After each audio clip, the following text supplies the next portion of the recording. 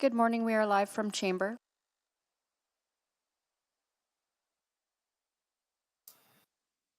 Good morning. Good morning.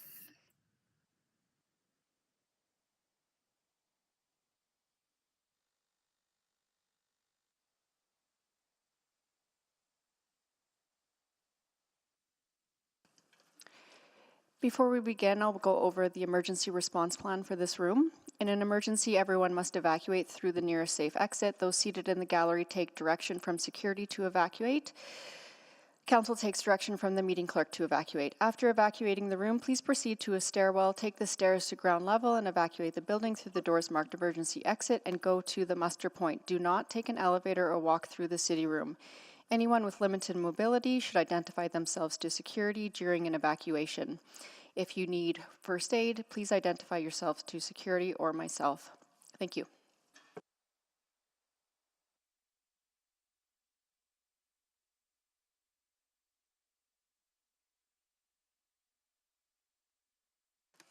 Well, good morning, everyone. I would like to call this meeting to order.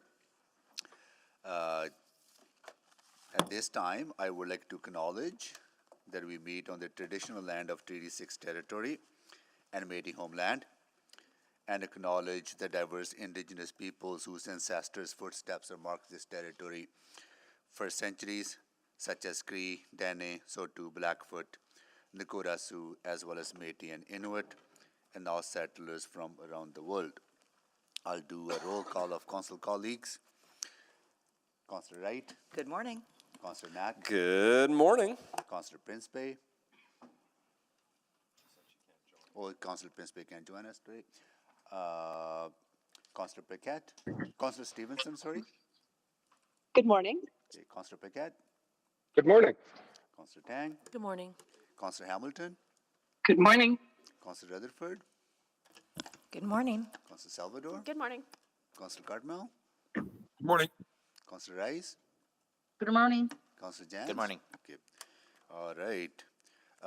Adoption of the agenda. Councillor Hamilton.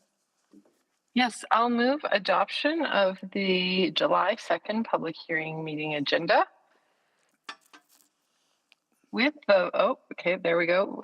With replacement attachments on item 3.1, bylaw 20848, and item 3.2, bylaw 20860. And, item 3.3, 20838, item 3.4, bylaw 20839, attachment 1, bylaw 3. Item 3.5, bylaw 20864, attachment 1 and attachment 2, item 3.6, bylaw 20847, attachment 1 and attachment 2, item 3.7, bylaw 20851, attachment 2, item 3.8, bylaw 20852, attachment 1, item 3.9, bylaw 20849, attachment 2, item 3.10, bylaw 20850, attachment 1, item 3.11, bylaw 20853, attachments 1 and 2, item 3.12, bylaw 20861, attachment 2, item 3.1, 3.13, attachment 1, bylaw. Item 3.14, bylaw 20859, attachments 1 and 2. 3.15, bylaw 20843, attachment 2. Item 3.18, bylaw 20846, attachment 1. 3.22, bylaw 20854, attachment 2. Item 3.25, bylaw 20857, attachment 1, and deletions on items 3.3, bylaw 20838, to amend the Central McDougall Queen Mary Park Area Redevelopment Plan, and item 3.12, bylaw 20861, to amend the McKernan Belgravia Station Area Redevelopment Plan. Second. Second by Councillor Rice. Councillor Rice. Okay. Can you please explain to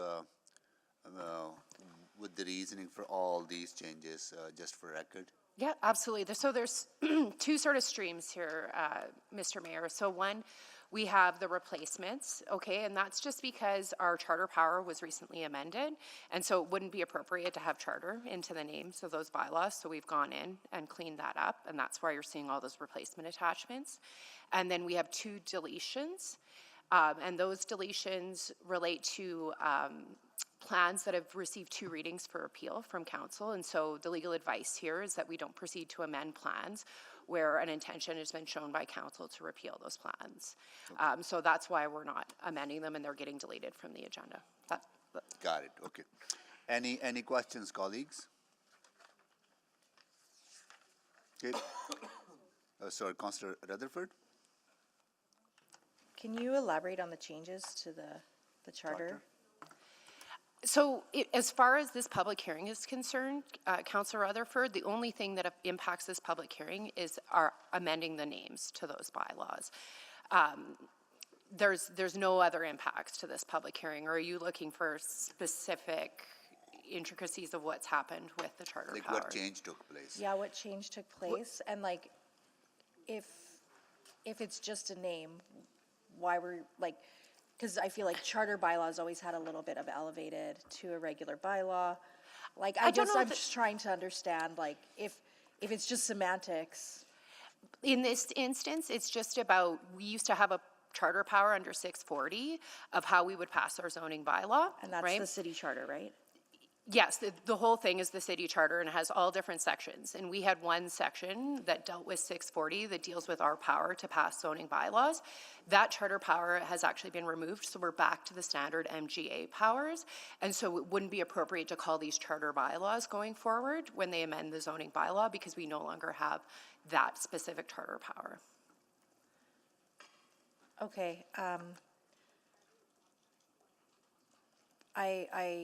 I understand that, but I'm just wondering what distinguished a charter from a non-charter before?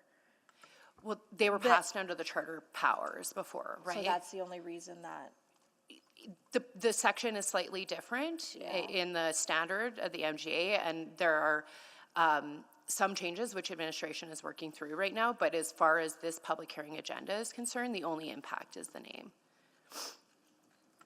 yeah, it seems a little, I'll just speak to it quickly, it just seems a little bit odd that aside from just changing the name, there's no other impacts with that kind of removal of powers, so it just does seem odd to me.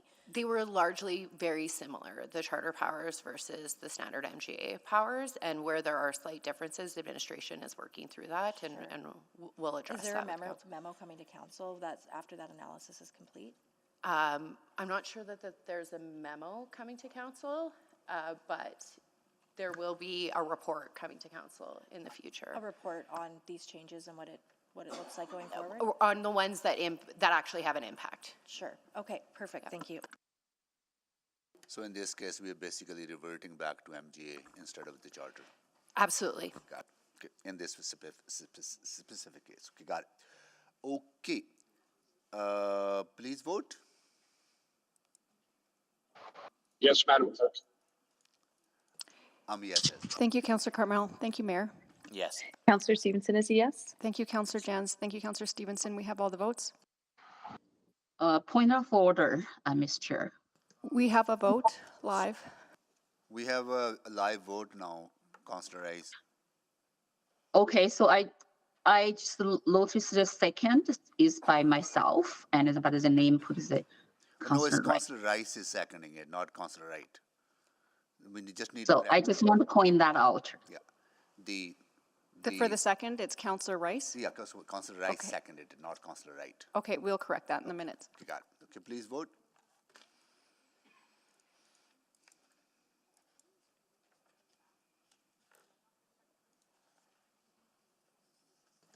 We have all the votes. Display the votes, please. That is carried.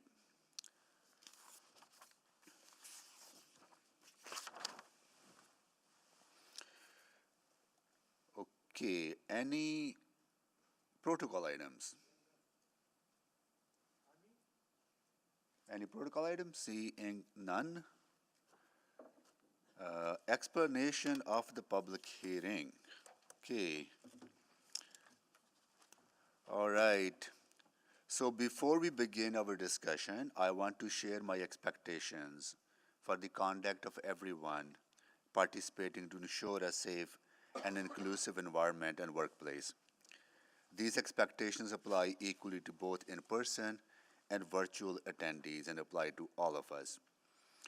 Hearing from the public is an important part of Council's process to ensure we hear a full diversity of opinions that exists in our community. As meeting chair, I have a responsibility to ensure the safety of all participants in today's meeting. As part of that responsibility, inappropriate comments or gestures will not be tolerated. If they occur, I will direct the clerk to immediately remove anyone engaging in such behavior. The type of behavior that will result in the removal from the meeting includes making disrespectful comments directed at individual staff members or other public speakers or using profane language. Responsive behaviors to show support or dissent, such as shouting, cheering, clapping, or using the chat or emotion response features in the Google Meet are also not permitted. I will not provide any additional warnings, and once removed, the person will not be permitted to rejoin the meeting. This meeting is being live streamed, and everyone is welcome to view the live stream online. Again, my role as chair is not to moderate the nature of the content being discussed, but to ensure chamber behaviors are maintained to support a safe, respectful, and neutral space for my colleagues, city employees, and the public. I thank everyone in advance for your respectful participation in today's discussion. Now, the explanation of public hearing process. The clerk will call out the bylaws, and I will call out the names of the people registered to speak. Council will then select the bylaws they wish to discuss and vote on any bylaws that have not been selected for discussion.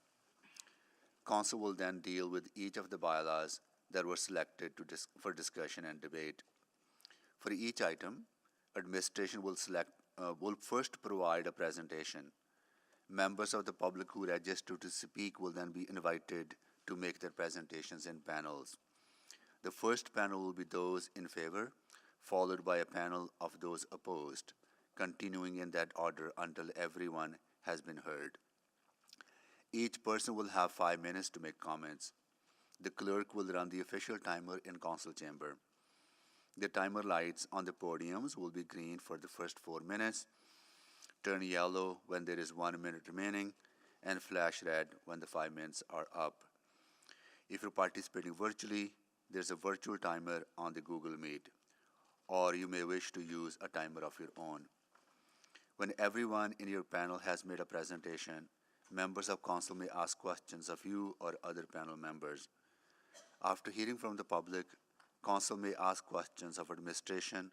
After all questions of administration have concluded, I will ask council if they wish to ask any further questions of those who presented in the response to new information that may have arisen during the public hearing. Thereafter, council may close the public hearing and debate the bylaw. If participating virtually, please remember to mute your microphone when you are not speaking. If experiencing any technical difficulties, please reach out to the office of the city clerk using the contact information provided in your confirmation of registration or at city.clerk@edmonton.ca. If you're here with us in person, city staff will guide you to your seat when it's time to hear your panel. With that, I'll go to clerk. Please call the bylaws. Thank you, Mayor.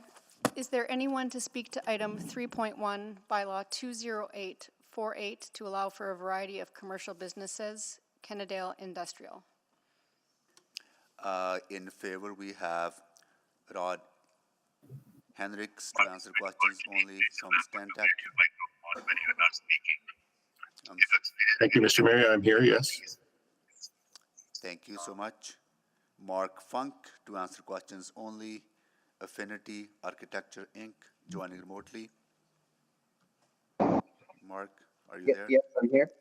Thank you. and Nicholas Rubottom to answer questions only.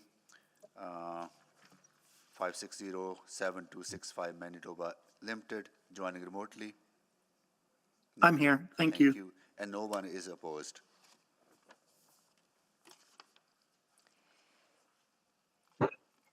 Thank you. Is there anyone to speak to item 3.2, bylaw 20860, to allow for a variety of commercial businesses, Rideau Park?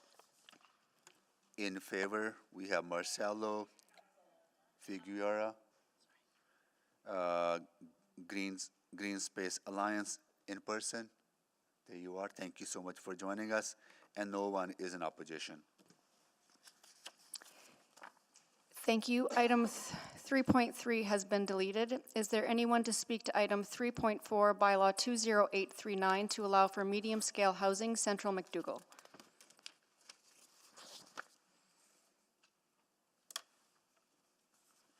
That's on item 3.4, right? Sorry, clerk? Yes, 3.4. We have Songlin Pan to answer questions only. Joining remotely. Songlin Pan, are you there?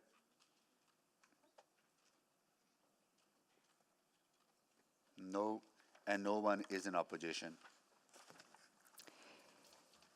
Thank you. Is there anyone to speak to item 3.5, bylaw 20864, to allow medium-scale mixed-use development, Wequentuin, Oliver? In favor, we have Daniel Briere to answer questions only, joining remotely. Danielle, Good morning, Mr. Mayor. thank you, and no one is in opposition.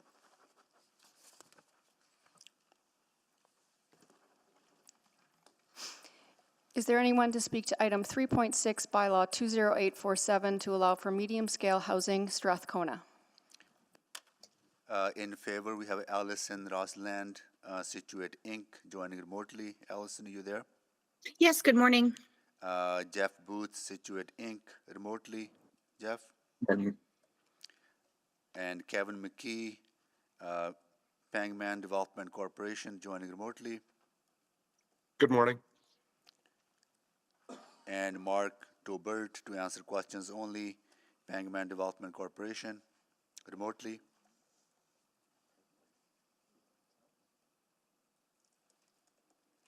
No one is in opposition. I just want to confirm with Allison, Jeff, and Kevin, are you making a presentation or to just questions only if it is selected?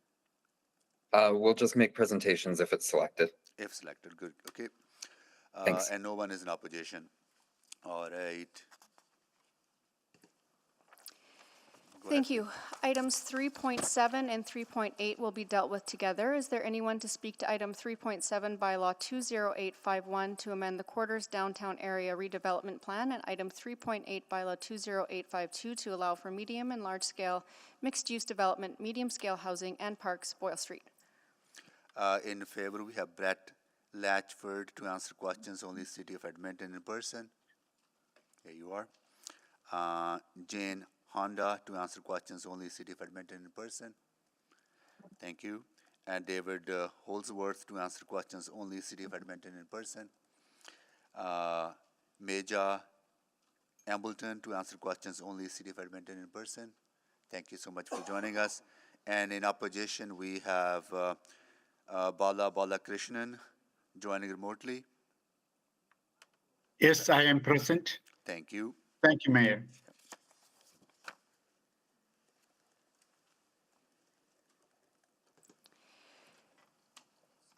Thank you. Items 3.9 and 3.10 will be dealt with together. Is there anyone to speak to item 3.9, bylaw 20849, to close a portion of the undeveloped 121st Street Northwest Road right-of-way located between 107 Avenue Northwest and 118 Avenue Northwest, Queen Mary Park, Westmount, Prince Rupert, and Inglewood, and item 3.10, bylaw 20850, to allow for smaller scale parks and amenities, Queen Mary Park, Westmount, Prince Rupert, and Inglewood?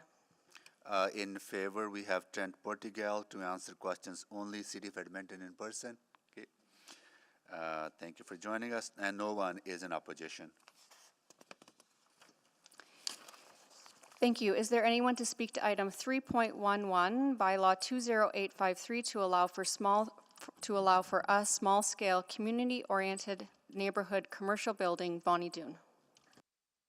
In favor, we have Rhiannon Swans to answer questions only, Clarity Development in person. You are. And Will Hall Frank to answer questions only in person. Thank you. No one is in opposition. Thank you. Item 3.12 has been deleted. Is there anyone to speak to item 3.13, bylaw 20862, to allow for medium-scale housing, McKernan? In favor, we have Jacob DeWong joining remotely. Jacob, you there? Hi, I'm here. Okay. Marcelo Figueira. Marcelo, you're here. And Mason Von D. O. Thank you so much for joining us. And in opposition, we have Jason Tetro joining remotely. Jason, are you there?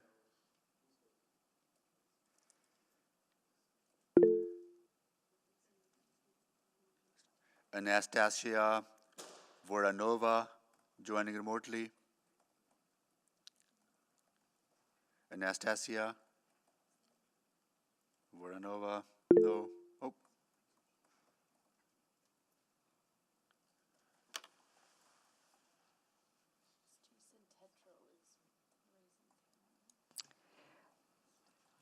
I think Jason is just maybe having Yeah, a mic issue, but we do see that he is I online, see. so we'll make sure we can Yeah, we hear see him.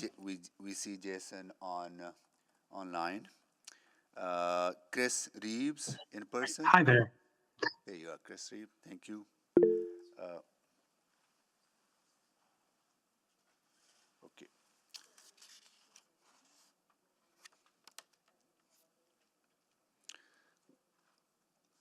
Yeah, we will call your name, sir, when it's your turn to make your presentation.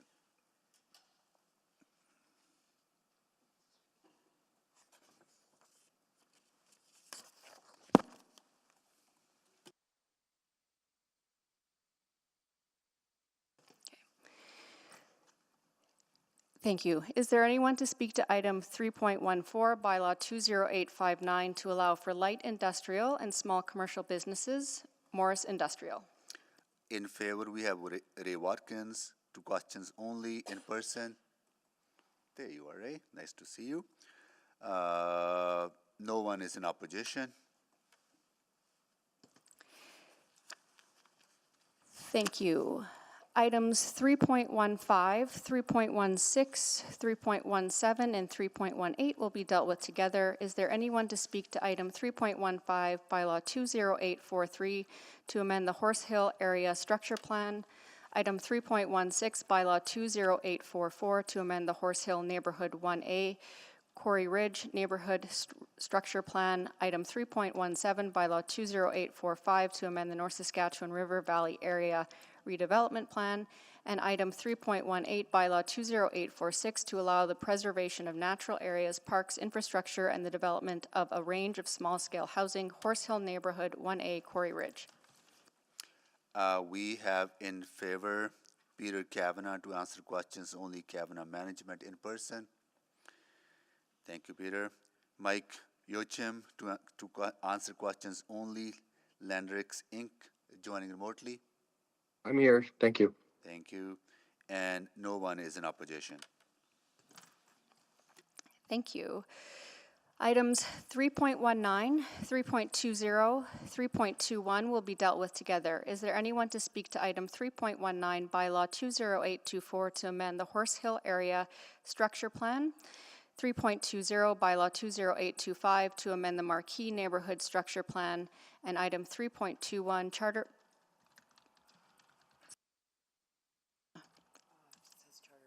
Okay.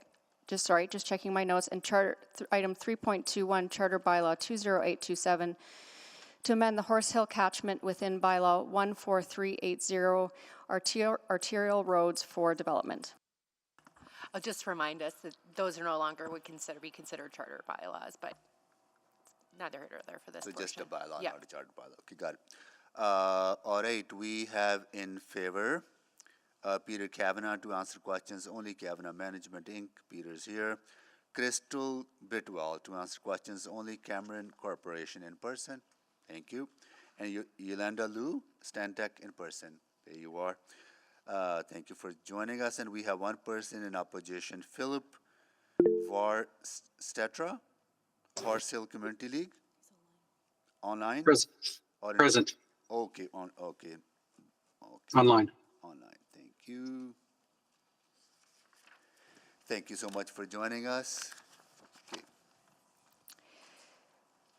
Thank you. Items 3.22, 3.23, 3.24, and 3.25 will be dealt with together. Is there anyone to speak to item 3.22, bylaw 20854, to amend the Windermere Area Structure Plan, item 3.23, bylaw 20855, to amend the Keswick Neighborhood Structure Plan, item 3.24, bylaw 20856, to amend the North Saskatchewan River Area Redevelopment Plan, and item 3.25, bylaw 20857, to allow the preservation of natural areas and parkland, smaller parks and amenities, infrastructure, systems, and facilities that provide a stormwater management facility, and the development of a range of small-scale housing, Keswick.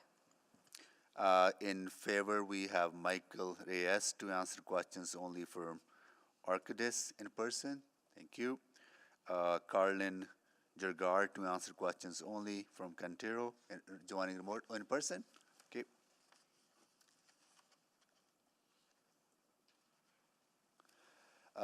Katrina Rowe to answer questions only remote or in person. Here you go. Catherine Kopkabek to answer questions only Orchidis in person. All right. No one is in opposition. Thank you, Mayor. We do have a new speaker who has registered for item 3.1, Nigel Fergus. In favor or in opposition? Apologies. In favor, questions, and remote. Nigel Fergus? Nigel Fergus, yes. Nigel Fergus, are you there to answer questions only? I believe the link for the meeting invitation is just being sent to him now. He may be delayed. Okay, but clerk, the person is signed to answer questions only, right? That's right. Okay, got it. Okay, here we are. Yes, I am. Thank you. Thank you. I believe the link for the meeting invitation. Please, everyone, mute yourself.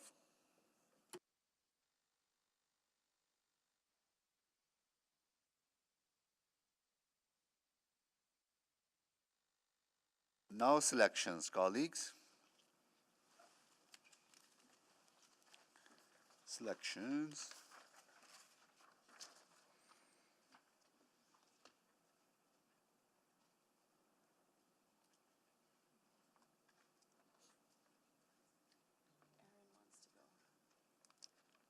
Councillor Paquette?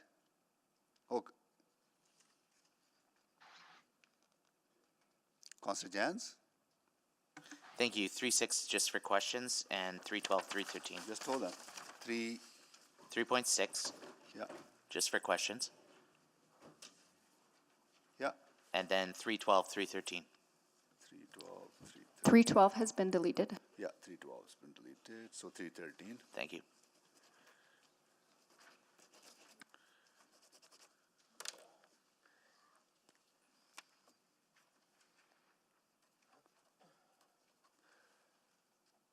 Councillor Stevenson?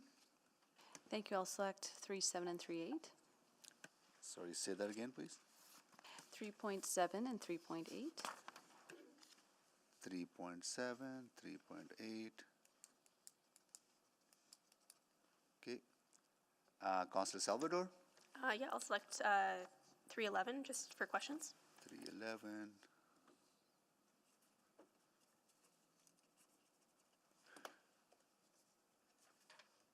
Okay, Councillor Paquette? Thank you, Mr. Mayor. I'll select items 3.19, 3.20, 3.21, as we have Mr. Varster in opposition. Thank you. So 319, 320, 321, right? That's correct. Okay. Yeah, I believe they're all dealt with together. Yeah. All right, so 3.6 is selected, 3.7 is selected, 3.8 is selected, 3.11 is selected, 3.12 is deleted, 3.13 is selected, 3.19, 3.20, 3.21 are selected. With that, I'm going to go to Councillor Cartmel. Good morning, Mayor Sohi. I will move closure of the public hearing on items 3.1, 3.2, 3.4, 3.5, 3.9, 3.10, 3.14, 3.15, 3.16, 3.17, 3.18, 3.22, 3.23, 3.24, and 3.25. Second.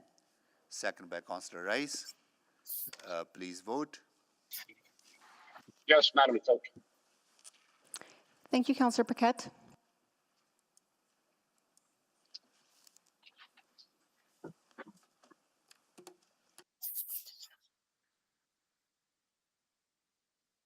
We have all the votes. Display the votes, please. That is carried. Mayor Sohi, I will move first reading of the aforementioned items. Second. Please vote. Yes, Madam Clerk. Thank you, Councillor Paquette.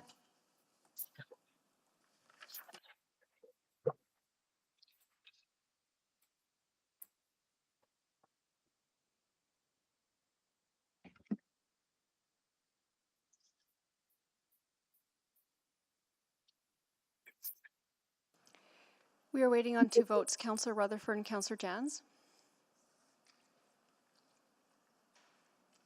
I voted yes on eScribe. Thank you. We have all the votes. Display the votes, please. That is carried. Mayor Sohi, I'll move second reading of the aforementioned items. Second. Okay. Please vote. Yes. Thank you, Councillor Paquette. We have all the votes. Display the votes, please. That is carried. Mayor Sohi, I'll move consideration of third reading of the aforementioned items. Second. Please vote. Yes. Thank you, Councillor Paquette.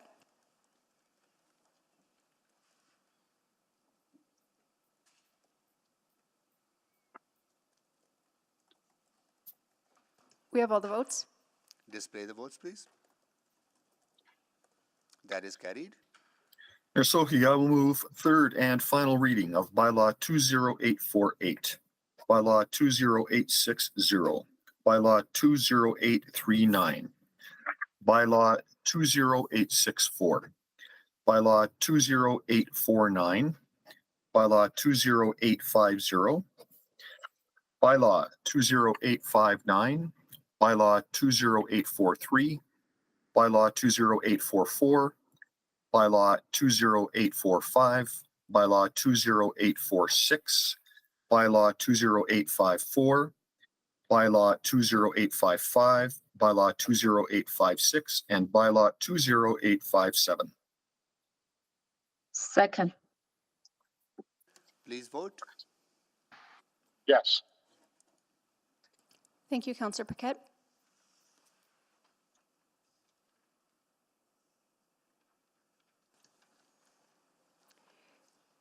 We have all the votes. Display the votes, please. It is carried.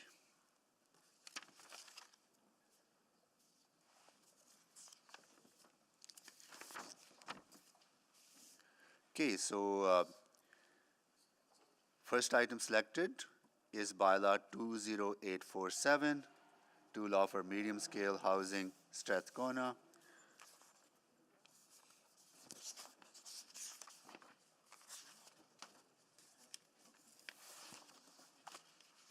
Councillor Jans, you selected this, right? Thank you. Would you like a presentation? No, I just want to speak to the applicant if possible. To the, so no questions to administration? Well, after the applicant. Yep. You want to go to the applicant. So anyone from, so you have a specific person do you want to ask questions to out of the list? I'll let them decide how to respond, but Okay, so overall. please come down. Anyone on item 3.6, the applicant? I believe they're online. They're all online. Yes, go ahead, Councillor Jans. So yeah, maybe I'll go to guest Booth or Roslyn from Situate. But overall, I think the community is quite pleased to see this derelict site, or not derelict site, vacant site, empty site, turning into some potential housing in a great area. But the issue that keeps coming up over and over is the grocery store. The community loved the grocery store, and I wanted to hear from the applicant what potential measures could be what are going to be considered in your plans to bring back some vegetables to the corner. So there's currently not any plan for a grocery store in the building, but the building is being designed with an amenity space on the main floor that could be converted to commercial space in the future if there's market support for it. So this way, Pangman can get things rolling on the development permit application, and then if a great commercial tenant comes along, then there's an opportunity to convert that space. So if that were to happen, the amenity space could be relocated further north in the building along 99th Street by converting some units, or it could be relocated somewhere else in the building. So in other words, the questions about like where would the loading dock go, or would it have a freezer, or all of those sort of specifics, it's too premature at this time? Yeah, the building's still in pretty early stages of the design. Okay, so right now at this time, the question before us is this an appropriate land use?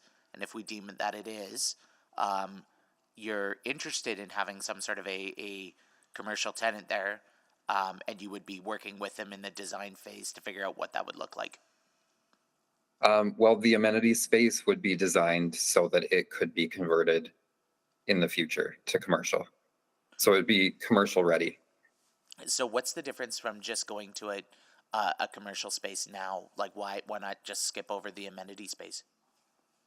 Well, for the development permit, it would have to be identified as an amenity space if that's the plan for it right now. Okay, so you're basically not closing any, just paraphrasing here, tell me if I've got this right. You're not closing any doors, you're open to that, but this is what you need to do at this time to get through this hurdle, is that correct? That's correct. Okay, if I may, Mr. Mayor, may I go to administration, or do you want me to? No, just hold on. So you done, Yep. Any questions to the applicant from rest of council colleagues? Seeing none, and no one is in opposition, so you can go to Councillor Jans to administration. Sure, yeah, so appreciating what we just heard, I was wondering, are there any other steps that we can take as council to be more enabling in this situation to get commercial amenities included in this proposal? Councillor Jans, throughout the application process, we did hear the community loud and clear. We've worked with the applicant. We've suggested different ways that we could look at commercial on the ground floor there. Ultimately, they decided they wanted the flexibility to determine that in the design of their building in the immediate, and now we're hearing from Mr. Booth, medium or long-term future. And do we have the ability to require commercial in this zoning? We do not. That is the flexibility of the standard zone. It might be helpful for you to know with the last direct control zone, or the existing zone, there was a mandatory commercial element of 400 square meters. However, the ultimate use of that 400 square meters would still have been up to the applicant, would have never guaranteed the use as a grocery store. Okay, so even if it did become something, it wouldn't have guaranteed the use. Exactly. Okay, so let's say we find a grocery store who wants to go into this location, is working with the applicant. would it be permitted in this zoning? Absolutely.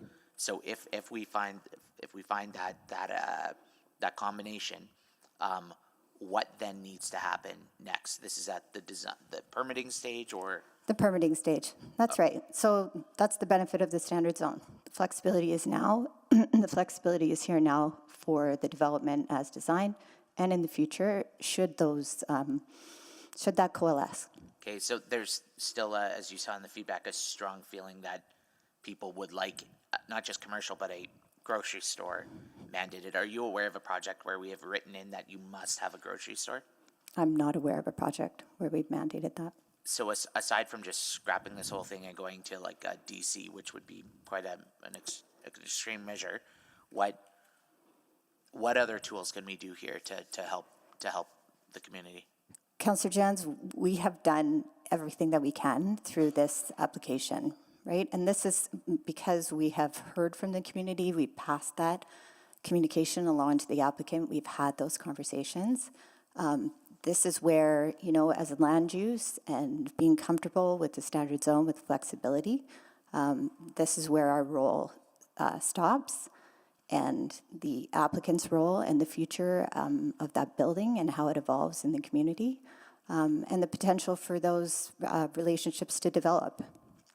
So what I'm worried about is like, if we make a decision about site placement or something now, that we may end up, there's no way delivery trucks could get there or something like that. Is there, are there any limiting factors that we're sort of instilling right now?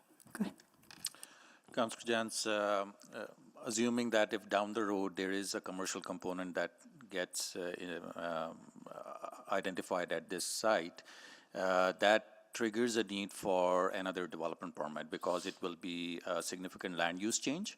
And as part of the permitting process, whether it is the loading, whether it is anything that comes with that particular commercial component, that will be reviewed.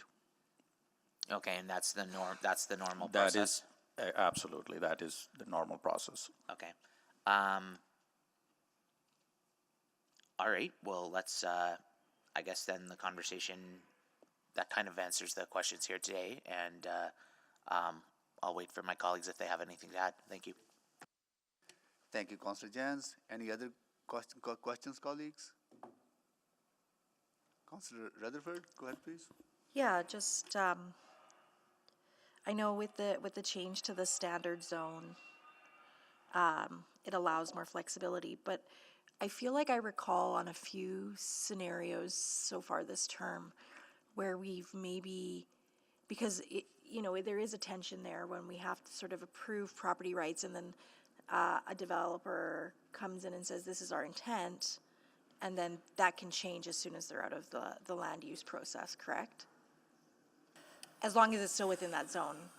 They can sell the property if that's what you mean by. No, I mean, if we rezone it. Yeah. And they say, okay, well, we don't plan on, going to the full extent of the zone, we plan on building X. Right. As soon as they leave the meeting, we've given them that permission for whatever is in that general zone. And so whether they end up building that or not, or they go to the full capacity, we lose that ability as council. Like, we have to approve a zoning before the development permit and before we kind of know for certain. That's why there was a move previously, and I know this is a change from a DC to a general zone, but that's why there was a tendency for a lot of DCs in applications previously, right? Because it gives that very clear certainty. Yep, and council intention. Yeah. That's correct. Okay, but I feel like there was a couple examples that are like fuzzy in my mind where we maybe had said through the discussion that happened at public hearing, a letter of understanding was sent to the applicant. Does this ring a bell to anybody? We have done letters of understanding.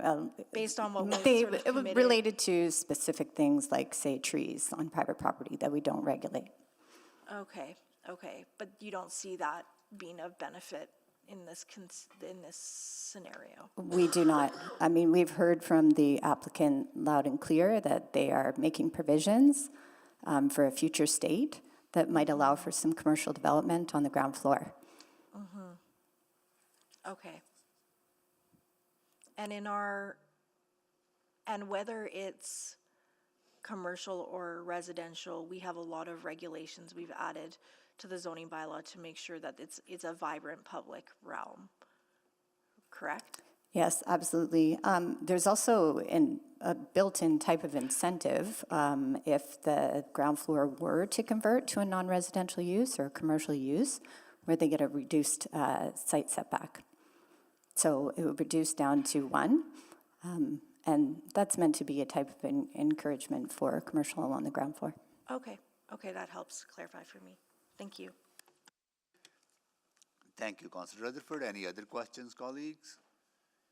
Seeing none, do council members have any questions on any new information that isn't out of the previous conversation? Seeing none, we are ready to close the public hearing on this bylaw. So moved. Thank you. Second. Seconded by Councillor Rutherford. So please vote. Yes.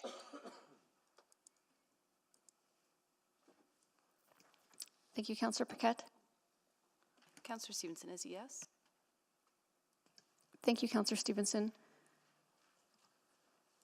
Councillor Cartmel, we're just waiting. Oh, thank you very much. We have all the votes. Okay, display the votes, please. That is carried. I'll move first reading. Second. Okay, please vote for the first reading. Okay, anyone want to speak to, okay, let's open up for speaking. Councillor Rutherford, you want to speak? No? Okay. Councillor Jans to speak? Yeah, just very quickly, from a land use perspective, I think this is absolutely reasonable. I think it much better fits the context of the community than some of the previous proposals in this area. I think that it's a wonderful location that I would love to live at, where you're a block and a half from the river valley. You're close to White Ave. The farmers market is 3 blocks away. There's enormous amenities here, and when we think about where we want to go with city plan, about concentrating people close to existing services and amenities, this is definitely a great proposal. So for a land use perspective, it's as you can see by the response from the community, supportive. The biggest concern here remains that question about commercial amenities, and we are seeing more and more commercial popping up along East White Avenue, along 99, and I have no doubt in the next 10 or 15 years that we will have a more than abundant population base to sustain a number of different commercial options along here, bodegas, grocery stores, all sorts of different proposals. So I'm prepared to support this at this time. I'd certainly urge the applicant to keep working with the community through the construction process, and I really hope that we can work together to find an excellent commercial guest to come into that space, and hopefully help people live a little more local and shop a little more local in their own communities. So yeah, this is a great improvement, and thank you to the applicant, and certainly look forward to the ribbon cutting. Thank you, Councillor Jans. So please vote. Yes, Madam Clerk. Thank you, Councillor Paquette. We have all the votes. I'll move second reading. Oh, sorry. Display the votes, please. That is carried. Councillor Jans? I'll move second reading. Second. Thank you. Please vote for the second reading. Yes.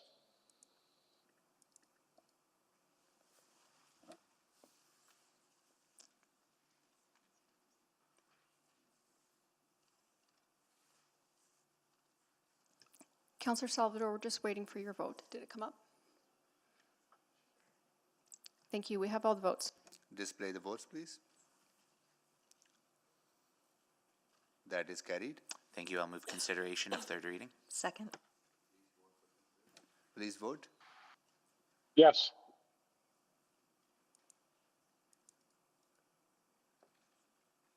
We have all the votes. Display the votes, please. That is carried. I'll move third reading. Second by Councillor Rutherford. Yes, second. Yeah, please vote for the final reading. Yes, Madam Clerk.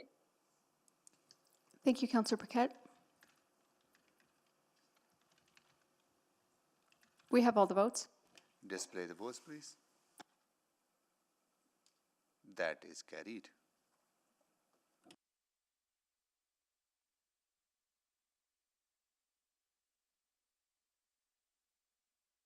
All right, we are on to next item, 3738, exempted by Councillor Stevenson. We do have a speaker on this, so I'll go to administration for a presentation.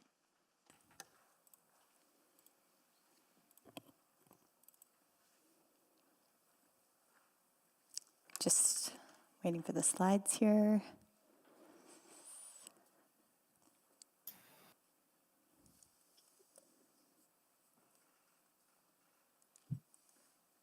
Good morning. This application is to rezone from direct control zones to equivalent standard zones, including 10 mixed-use zones and 2 medium-scale residential zones with a variety of modifiers. The zoning would continue to allow for mixed use and primarily residential buildings ranging from 23 to 85 meters in height, depending on the location. The neighborhood parks and services zone is for Kinistinaw Park. The intention is to simplify the zoning to ensure the area benefits from and aligns with the zoning bylaw. Proposed amendments to the quarters area redevelopment plan are needed to facilitate the rezoning. Next slide, please. The quarters is a special planning area in the Boyle Street neighborhood. There is a high concentration of both transit and bike infrastructure connecting it to the downtown core, the River Valley, and surrounding neighborhoods. Next slide, please. Over 3,000 notices about this application were mailed out to property owners and residents in the area. 6 responses were received, all generally in support, but expressing that there would still be too many height restrictions, especially for land near the new Valley Line LRT stop. Administration recognizes that there may be areas where additional height may be appropriate. However, the intention is to establish equivalent development rights while maintaining the vision and overall land use concept in the quarters. Next slide, please. The quarters are part of Center City in the city plan, where the most intense and diverse forms of land use are anticipated. The existing DC1 zones allow for a range of mid and high-rise buildings, and the proposed replacement standard zones will continue to do this. The Central District Plan defers to the quarters area redevelopment plan for planning direction. The ARP has a vision for the quarters with 5 distinct areas, each with its own character, activities, and feel. The vision for the quarters will continue to be supported by the quarters urban design plan. However, there is a trade-off with the shift to standard zoning. The concept of 5 very identifiable areas may be less evident and only reflected at the zoning level through the various modifiers chosen for the standard zones in different locations. The ARP is being amended to remove or modify aspects that are only implementable with direct control zones or that reference the quarters overlay or the incentive point system. The majority of objectives, principles, and policies currently in the ARP remain unchanged. Next slide, please. Administration supports this application. It aligns with the city plan and the quarters ARP. Thank you. Thank you so much for the presentation, and I'll check folks signed in favor. They're all here, okay? And I'll ask council colleagues if they have any questions to the folks in favor of the applicant.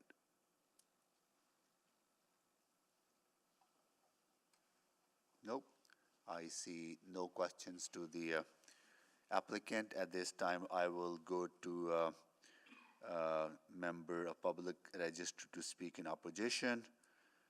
Balakrishnan, are you there? Yes, I am here. Thank you, Mayor. Yeah, please go ahead. You have 5 minutes to make your presentation. Thank you. Could you bring up the first photograph that I sent, please? the sketches? One moment, we're just pulling that up. We acquired this property about 30 years ago to essentially to develop as a residential structure. And we've been trying to develop this property, bring it to market. And at various times, we developed different ideas. The previous one, please, not that this slide, the previous one, where it says test fit. I'm sorry. Not that one.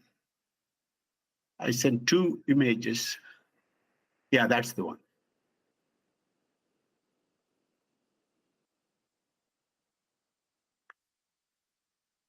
So we tried, and so and at every step of the way in 1995, and then we tried again in about 2009, and we participated in development of the vision for the Quarters neighborhood as well.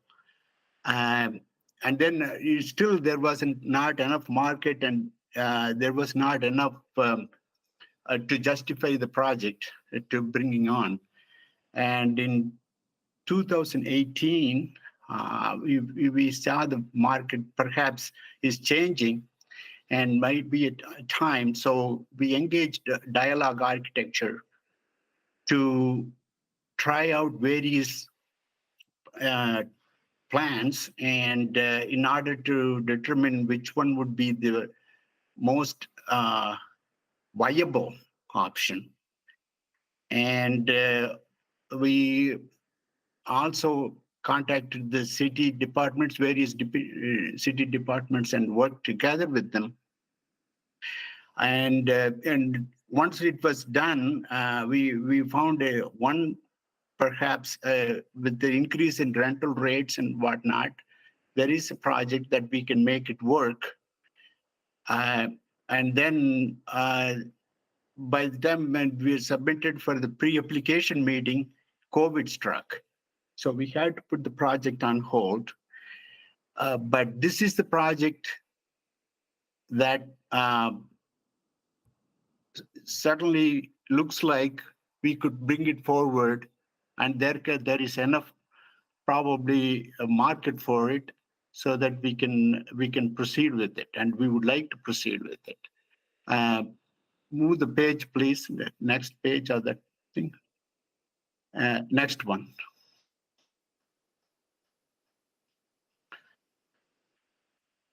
Next page, please. Okay, so that shows where the location of the project is essentially immediately north of the Art Space Co-op and south of the Alex Taylor Elementary School. And on the kitty corner there on Jasper Avenue, we have the hat. Next page, please. And that is the tower and the plan concept that is going to work. And we need everything in there to make it viable.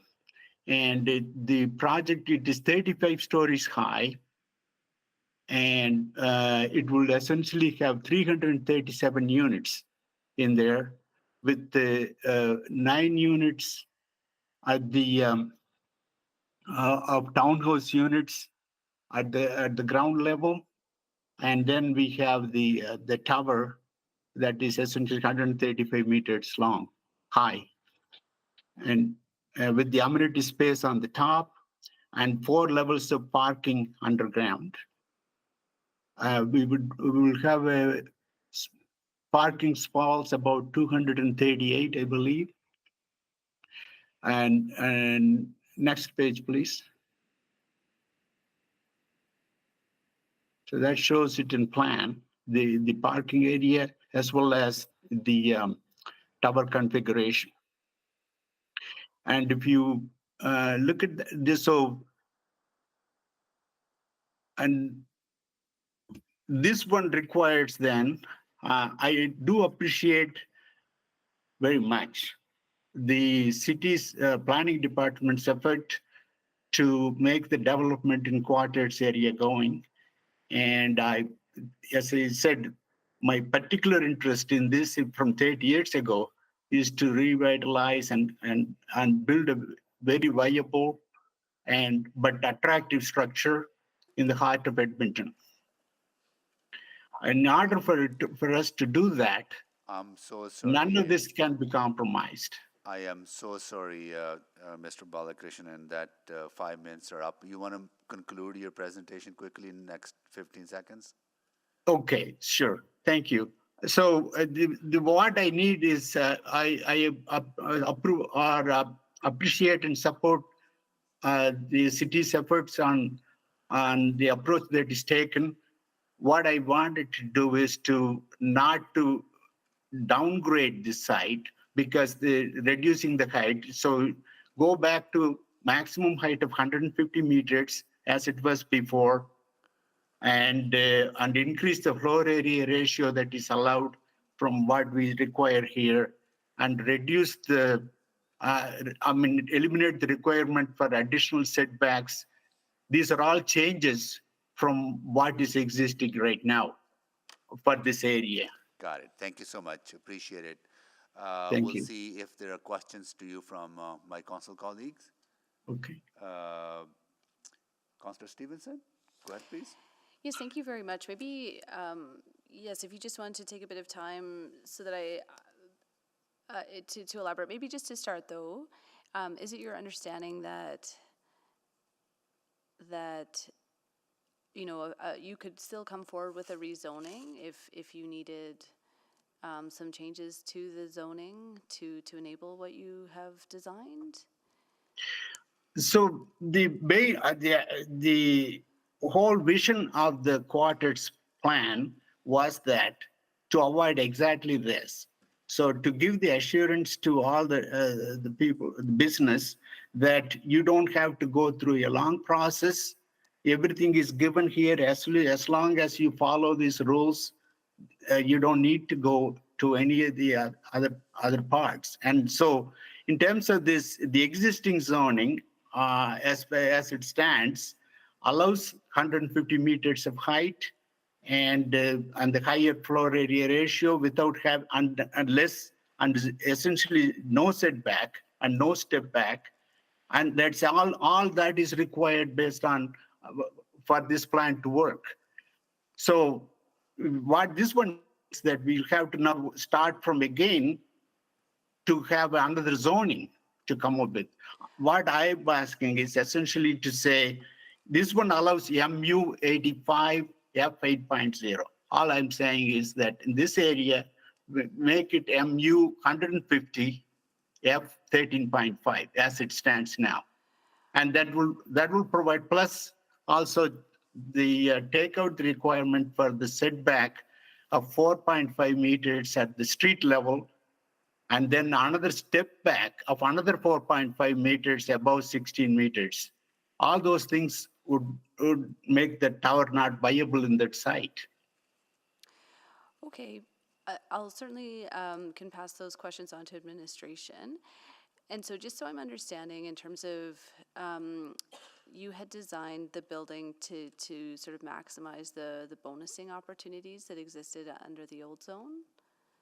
That's correct, yeah. Okay, and so now it's just the loss of the bonusing opportunities that would mean you would need to return for a rezoning process. That's right, yeah. Okay. Okay, thank you. That helps clarify. I will follow up with administration. Thank you. No further questions. Thank you, Councillor Stevenson. Councillor Jans, can you take the chair?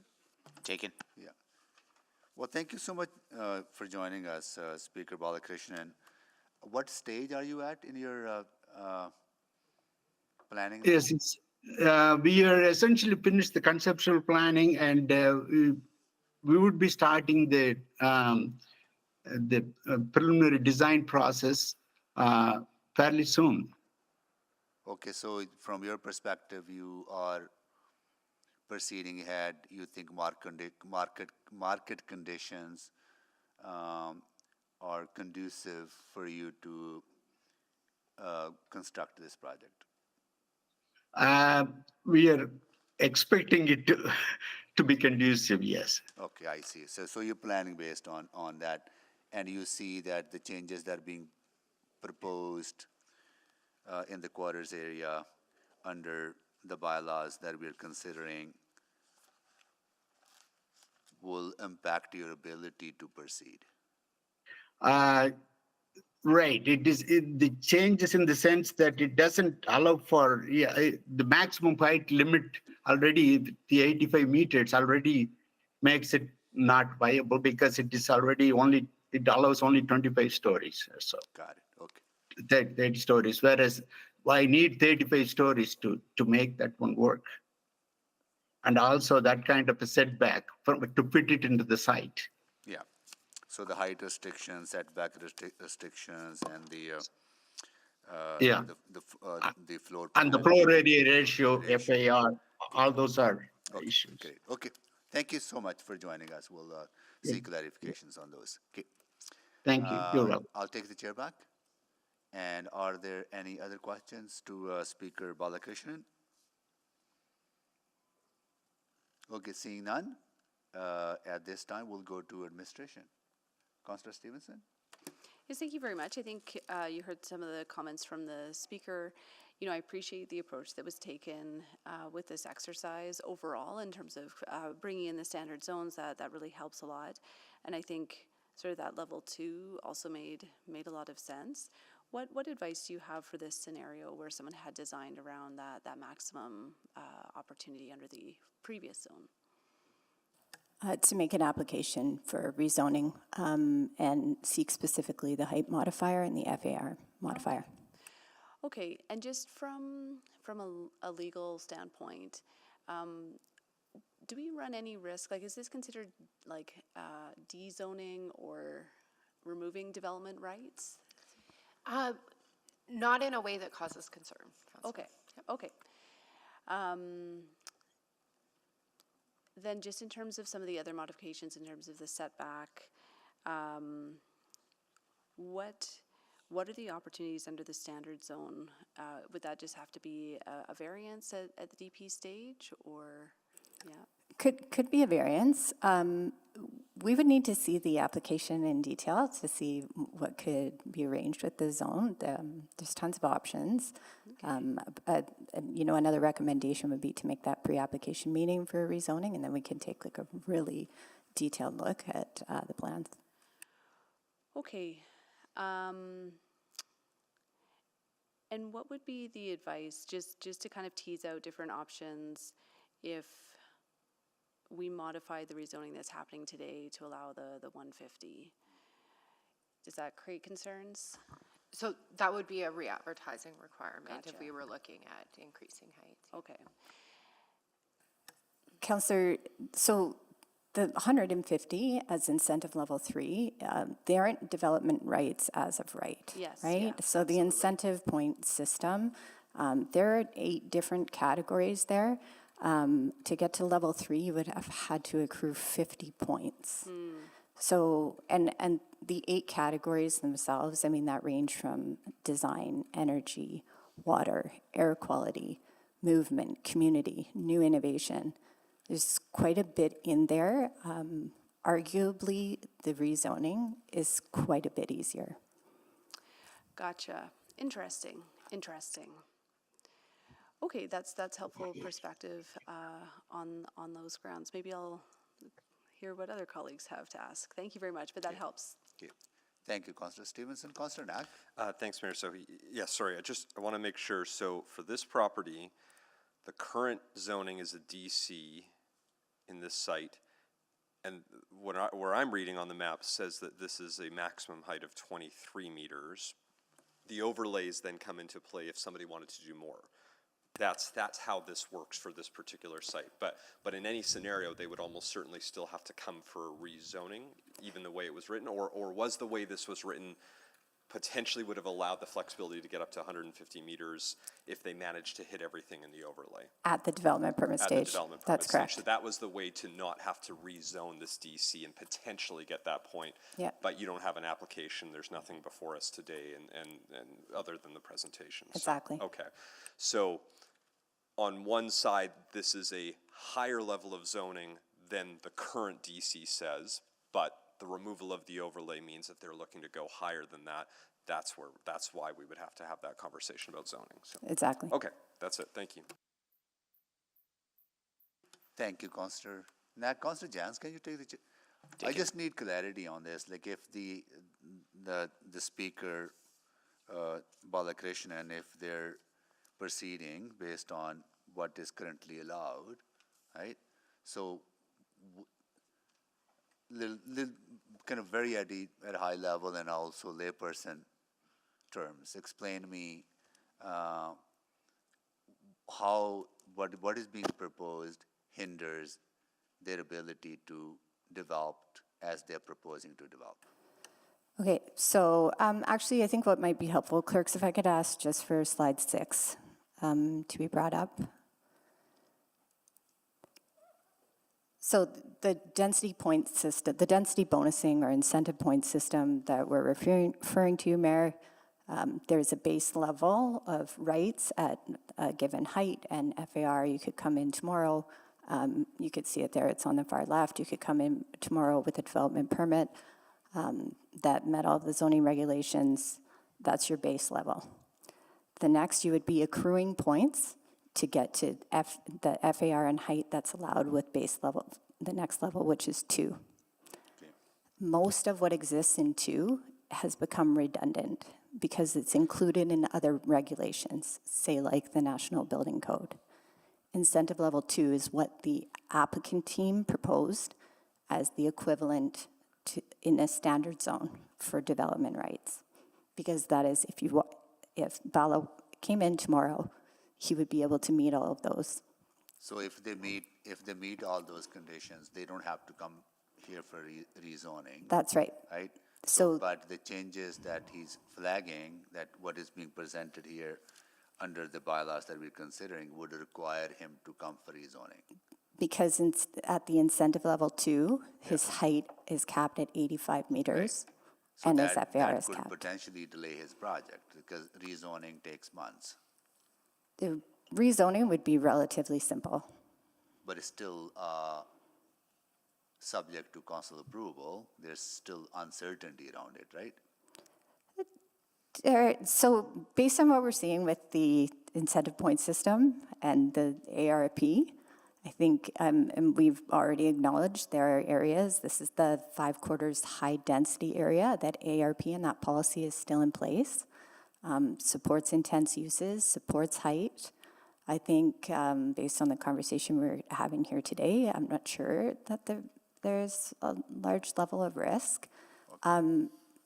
Bala, we haven't seen an application from Bala. We have worked with the city department and we had various meetings in there. We just didn't have the. Sorry, I'm sorry. No, I'm so sorry. I'm going to explain. I know the process does not allow you to intervene when asking questions to administration or to the applicant. We may come back to you under new information. Then there'll be your opportunity to clarify some of the comments. So please be patient with us here. Thank you so much. So, is there like they may make an application, right, for development? What is the harm to exclude this property from what is being proposed? Why can't this property be exempted? So maybe I can help out with this, Mr. Mayor. So this is on a fairly large DC1. And what's happening is the standard zones are coming in to replace that DC1. Yeah. And that DC1 has an area of application, right? And it includes all of those properties. So in order to exempt this one, we would have to send that whole DC1 back, come back with standard zones for all but this property and amend that DC1 so that it is specific to this particular property, and of course update it so that it is in line with today's standards under the zoning bylaw. So there would be work that would have to be done. This would have to be sent back and come back with further work completed to ensure we didn't have an inherent contradiction in our bylaw, and to ensure that that DC1 at the time of passage was in line with the current zoning bylaw. So the easy process is that if Speaker Balakrishnan wants to get extended height, or the rezoning is easiest process It is. with nominal risk. I mean, even though this council is pro-development, but still there's, okay, got it, okay. Well, and I would just remind you, Mr. Mayor, that this would have to come back to a public hearing if there was a rezoning, and you would have to have an open mind and hear from the public and all of those good things So that there's you're level, used to hearing me harp about. Yeah. there's a risk because decision has to be made on at that time, right? So- Yeah, it will be up to the council of the day Yeah. to make that determination. Okay, great. I will take the chair back. Well, I'll move the second round. I'll move the second round, sorry. Second.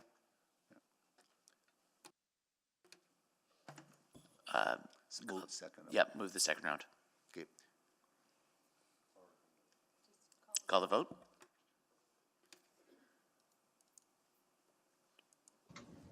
I'm yes. Thank you, Councillor Rice. Councillor Paquette, are you still online? He had indicated that he may have to leave the meeting at some points today. We will mark him absent. We have all the votes. Please display the vote. That's carried unanimously. You return the chair. I'll take the chair back. Thank you. Councillor Stevenson, go ahead, please. Yes, thank you very much. Yeah, I guess I was sort of thinking, what would be the implications of sort of making an exception for an individual property, given that there's sort of been an approach taken to all the properties in the area to, again, sort of that base level 3. Yeah, what would be the implications of sort of making an exception? Well, first of all, we haven't not engaged the public and the broader community on making that exception. We would be entertaining development rights that were otherwise required as part of an incentive point system. So it wouldn't be very fair, because we wouldn't be allowing that process to see itself through. Okay, yeah, that's very helpful. I think that's an important point. And then, again, just to clarify, I think when you mentioned you haven't seen an application, so just, it wouldn't need to be a rezoning application, but specifically a development permit application has not been submitted. That's correct. Okay. Okay, thanks. No further questions of administration. Okay. Thank you, Councillor Stevenson. So that concludes questions to administration. At this time, I will ask if council members have any questions to administration or to the proponent, or folks in opposition on any new information arising out of the previous conversation. Councillor Stevenson, go ahead. Thank you. Just to Speaker Balakrishnan, just wanted to understand sort of how imminently you were planning to submit your development permit. See, as we said, we were in 2018, we were essentially ready to go to the we have had contact with the city. We worked with the city, and there is the transportation department, the other departments all went through the, essentially contacted, and we had discussions, and we had correspondences and everything. Based on this, and they suggested, okay, so we have it at a point where we can submit it to the pre-application meeting, and that is when the COVID struck. So essentially, that's where we left off, and so we can submit it to, and there was no, and it was not meeting the requirements essentially, and. There was some discussion about what the intention was, for example, with respect to the energy code. So when it was written, the buildings weren't that energy efficient, so there was incentives provided to make them more energy efficient, but the codes have changed in the time, so automatically those things are being met right at this point. So many of these points we can already um, accommodate based on what is happening. So Sorry, there was thank no you. issue there.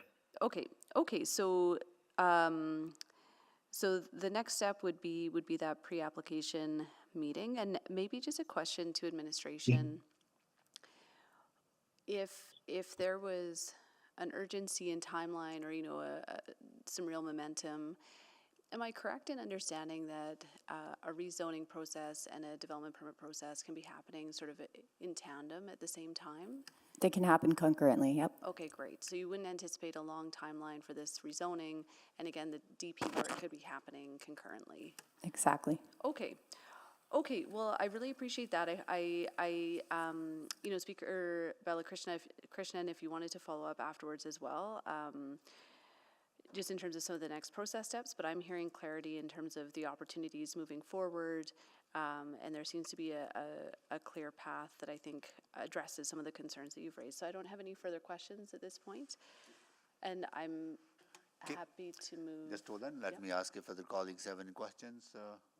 Seeing none? Okay, Councillor Stevenson. Happy to move closure of the public hearing on items 3.7 and 3.8. Second. Okay, please vote.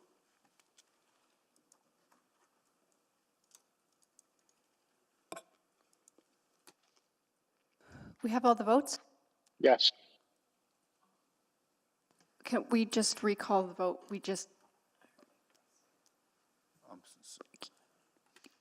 We're just going to recall the vote because Councillor Paquette is here and not absent. Okay. One moment. Well, that's okay. Here we go.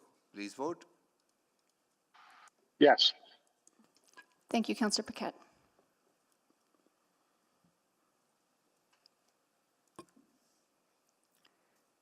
We're just waiting for the vote on Councillor Jans and Councillor Salvador. Thank you. We have all the votes. Display the votes, please. That is carried. Thank you, Ms. Mayor. I'll move first reading of item 3.7 and 3.8. Second.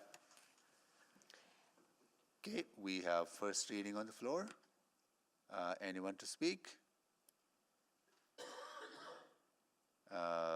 Councillor Stevenson to close.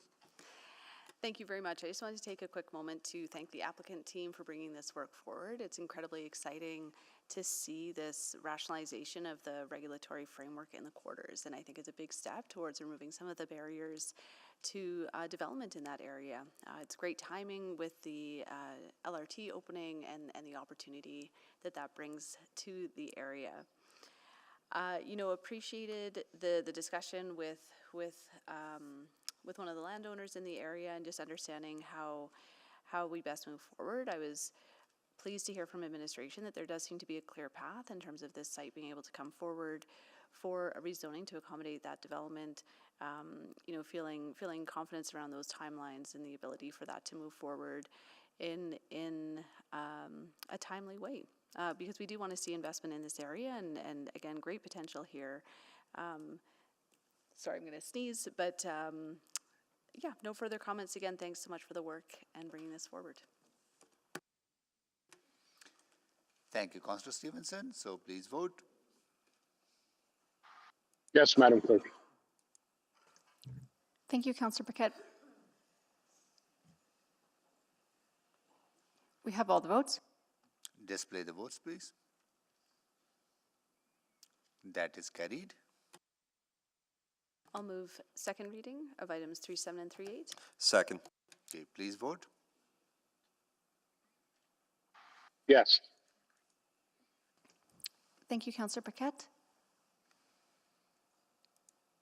We have all the votes. Display the votes, please. That is carried. I'll move consideration of third reading. Second. Okay, please vote. Yes. Thank you, Councillor Paquette. We have all the votes. Display the votes, please. That is carried. Thank you. I'll move third and final reading of bylaw 20851 and bylaw 20852. Second. Okay, please vote.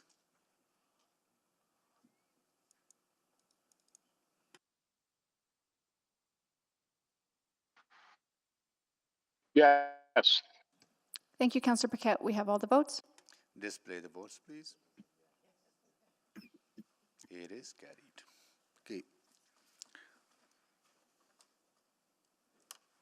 Next, we are on to item 3.11, bylaw 20853 to allow for a small-scale commercial-oriented neighborhood commercial building Bonnie Doon, exempted by Council Salvador.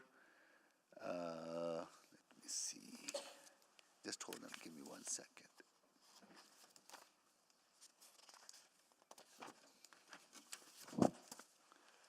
There's no one in opposition. I'll check if Renan Swan is here, as well as Biol Frank is here. Okay, got it. Councilor Salvador, you have questions to Yeah, just a few questions for administration, admin. to admin? Yep. Not to, no, any colleagues, any questions to the proponent? Seeing none, okay, Councilor Salvador, questions to administration? Great, thank you so much. Yeah, just wanted to ask a few questions that I've been hearing from community just to get some additional clarity. So just to start off, wondering about some opportunities to enhance pedestrian safety along 92nd Street. I understand some work has already been done through Street Labs, but are there further opportunities, maybe for some additional signage? Just recognizing this is becoming a bit more of a local node.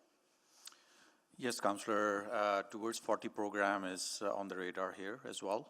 So there will be some signage installed. More recently, some curb extensions were done along 92nd Street as part of the Street Labs program. Yeah, those are the few things. Okay, that's great. And then the other question that I had from a few community members is just around fire hydrant flow rates, fire hazard, but my understanding based on the report is that is covered off through low impact development. Is that the correct understanding? That's correct. Okay, excellent. And then just around parking as well, I understand that some work is underway with the BIA, the French Quarter BIA, to look at how we can support additional turnover, just to make sure that things are, well supported and well aligned with the type of activity that's happening in this area. Can you tell me a little bit about the work with the BIA? Yeah, that's correct. That's the corner site where we have opportunity to look into whether implementing e-park or use other tools. That is underway, and I think that's going to be implemented going forward. Okay, that's great to hear. And then this was a bit of an interesting one. Questions around, can we get some more garbage bins? Just recognizing that, again, there are some more businesses popping up here, and just to make sure that people have easy access to garbage bins. Is that something that we can look at? I think the closest one is kind of across the street and down the way a bit. So we've heard the community loud and clear, and we'll be connecting with our colleagues in operations to see what we can do to ensure they know about the issue and connect them with the BIA and the citizens. And yeah, that's perfectly reasonable. Perfect. Thank you so much. And then this is maybe just a little bit of I'll zoom out for a second, recognizing that this is a DC. So my understanding with the current RS zone is that one of the limitations around this just being allowed through RS is that it would have to be sort of directly abutting a site that is non-residential and permits commercial use already. I guess this is, I had this flag when we were doing zoning bylaw renewal. I thought that might create a bit of a limitation or a gap, and I guess my question is, going forward, if we are seeing these types of applications coming forward, are there opportunities to look at that in the future after we have some more data, just to take a thoughtful approach around whether or not we should, consider making changes to the RS zone? I know it's very fresh, but. Sure, Councillor, we can look at the data and then as part of Omnibus, that time we can revisit this. Okay, that sounds great. And I mean, and I'll speak to this, but I think in this particular case, the DC did allow for some nice nuance and allowed for us to address some of those issues from community. But yeah, that's it for questions, but I just wanted to make sure I'm covering off the things I'm hearing from neighbors. But I will, if there are no questions, I can move. Yep. Thank you, Councillor Salvador. Any other questions to administration? Seeing none, any questions from council members to the proponent or administration on any new information arising out of previous conversation? Seeing none, we are ready to close the public hearing. I'll move Councillor closure of Salvador? the public hearing on bylaw 20853. Second. Second by Councillor Wright. Okay. Please vote. Yes, Madam Clerk.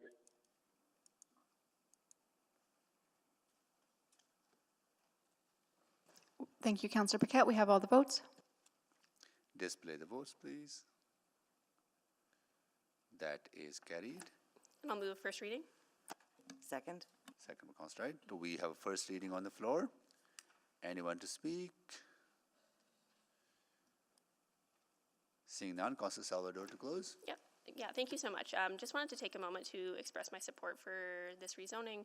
I think it's a really good example of how commercial can be thoughtfully integrated alongside residential buildings to support livability and vibrancy and access to amenities close to home. Usually I would hope to see more conventional zones as opposed to a DC, but as I alluded to, I think in this case the DC includes some really excellent customized regulations that improve compatibility with adjacent residential properties and directly address a number of the concerns that some community members have raised, including slightly reduced height, some additional landscaping and screening requirements. So just wanted to thank the applicant and administration for taking a thoughtful and well-considered approach here. And I get excited about this particular area of Bonnie Doon. It's become a real hub, and it's so wonderful to see it bustling with activity. The existing commercial that's already in the area offers an important third place for community members to go and meet and hang out and connect with one another. And I'm confident that this new project will add to that and offer even more opportunities and more options. Looking at alignment with the city plan, this application builds on the success of an existing local node and supports the concept of 15-minute communities. It is also within the French Quarters BIA and has excellent access to transit. So I continue to be excited about the evolution of Bonnie Doon. We've seen more families and homes added to this area. The Valley Line Southeast is close by, and active transit infrastructure is on the way as well. It's such a wonderful community, and I look forward to seeing that momentum grow through additions to the neighborhood, just like the one that's in front of us today. So thank you so much, and would ask for support from my colleagues. Thank you, Councillor Salvador. So please vote. Yes.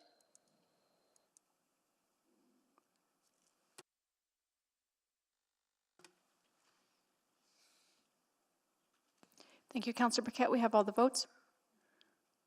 Display the votes, please. That is carried.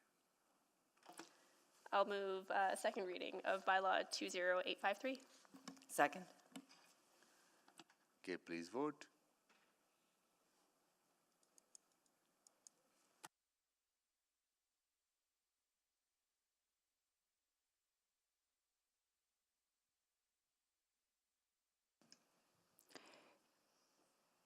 Councillor Paquette, are you online?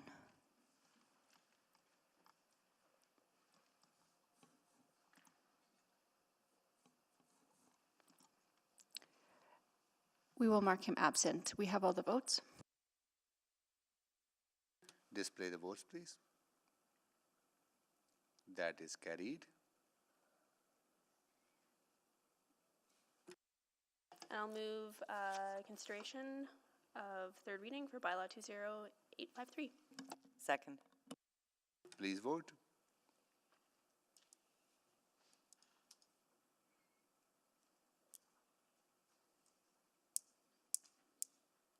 We have all the votes. Display the votes, please.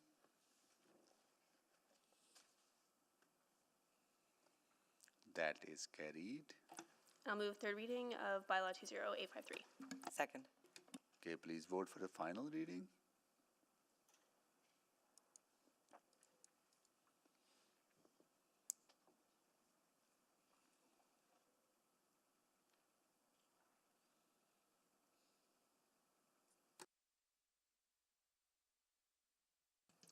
We have all the votes. Display the votes, please. That is carried.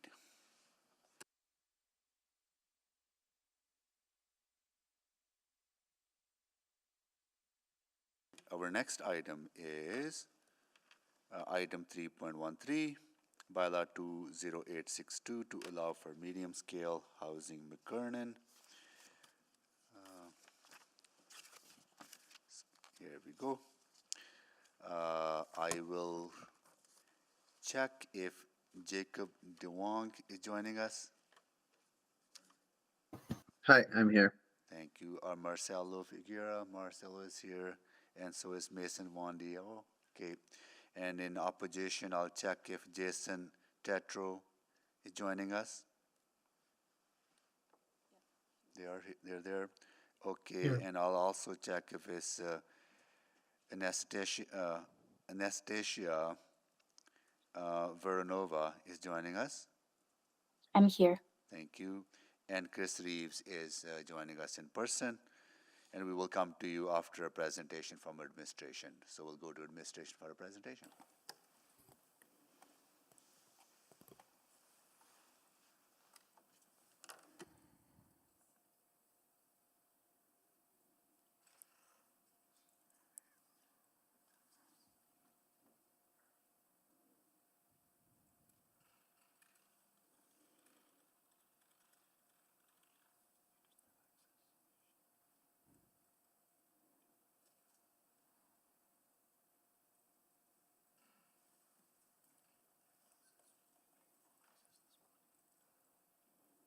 Well, I think we might be struggling with some technical difficulties. Okay. Office of the City Clerk just needs access.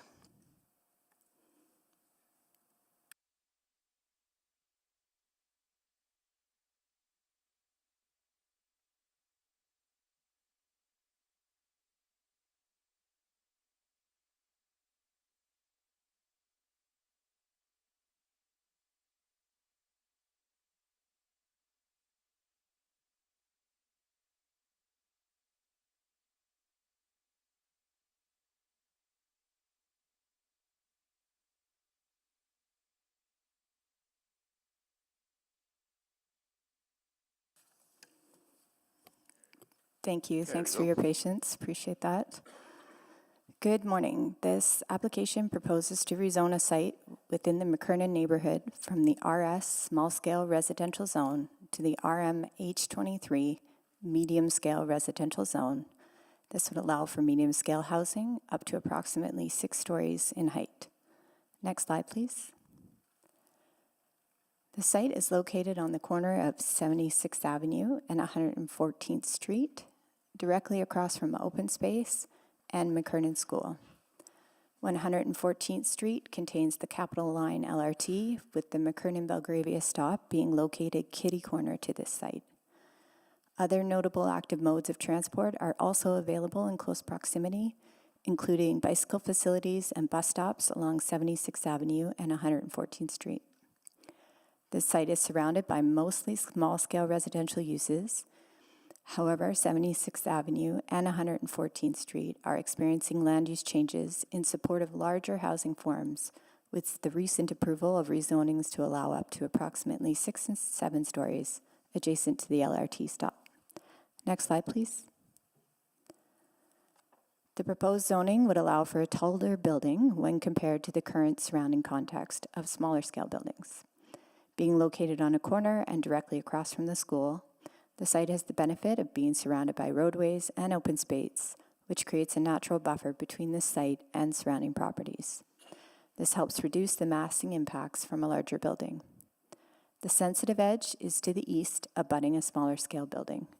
To help mitigate impacts, the RMH23 zone requires a 3-meter interior side setback and an additional 3-meter step back when the building is above 16 meters or 4 stories. These regulations will establish a more sensitive transition between the proposal and the abutting property. Next slide, please. The city engaged the public through a mailed notice, information on the city's website, site signage, and online engagement. While the majority of responses were in opposition, we did hear support for the proposal as well. The main concerns we heard were, this proposal will increase the parking and traffic congestion in an area that is already experiencing congestion. A 6-story building is too tall and will reduce access to sunlight for surrounding properties. And the main feedback we heard in support of this application was that the site's proximity to the McKernan-Belgravia LRT stop makes this an ideal location for additional density where people can live a car-free lifestyle. Next slide, please. The proposed rezoning aligns with the city plan and the Scona district plan. The site is at the convergence of 114th Street and 76th Avenue secondary corridors. Secondary corridors are vibrant streets that are smaller in scale than primary corridors and with a more residential character, some commercial clusters, and local destinations for surrounding communities. Mid-rise development is defined as buildings between 5 and 8 stories in height and can be supported within secondary corridors. Next slide, please. In conclusion, administration recommends support for this application. It increases density at an appropriate location near an LRT stop, supports intensification along a secondary corridor as identified in the district plan, and mitigates land use conflicts with adjacent properties through setbacks and stepbacks. Thank you. Thank you so much for the presentation. Now we will go to folks signed in favor. Jacob DeWong, please go ahead. You have 5 minutes to make your presentation. All right, thank you, Mr. Mayor. Hi, everyone, once again. My name is Jacob DeWong. I live down the street on 76th Avenue, just a few minutes away. I am a renter in the community, and I fully support this application for a mid-rise building near McKernan-Belgravia. I've talked over the past few months about the need for higher density near transit, and this is exactly that. With the University of Alberta growing by thousands of students over the next 10 years, and that's just students, not counting staff, and other people who want to live near the university for various reasons. We will need to build a lot more housing to keep housing affordable. Rents are already going up in this area, and we really need to actually catch up. To accommodate those thousands of students, we would probably need to build, approve and build one of these applications every month, each month, every month for the next 10 years. I don't think we're there yet, but at least this is a step in the right direction. When it comes to congestion, approving a rezoning like this will actually help ease congestion, as when you're near such a huge attraction of trips like the university and the hospital, having people living close to that and being able to walk or bike over, not even needing to take transit, but if you want to, you could take it one stop. That will help ease congestion from people driving from farther away. So that will actually, I would expect it to actually help in that manner. I'm actually surprised that the application isn't taller. I would like to see maybe even a 10-story building here for to allow more people to live where they want to live and in the neighborhoods where they want to live, and to create more of a sense of vibrancy while keeping housing affordable. I'll give you back 3 minutes. I've made these points many times. I hope you approve this application today. Thanks. Thank you so much for joining us, Jacob. Next, we'll go to Marcelo Figueira. Mason, want to go first? Okay, please come down.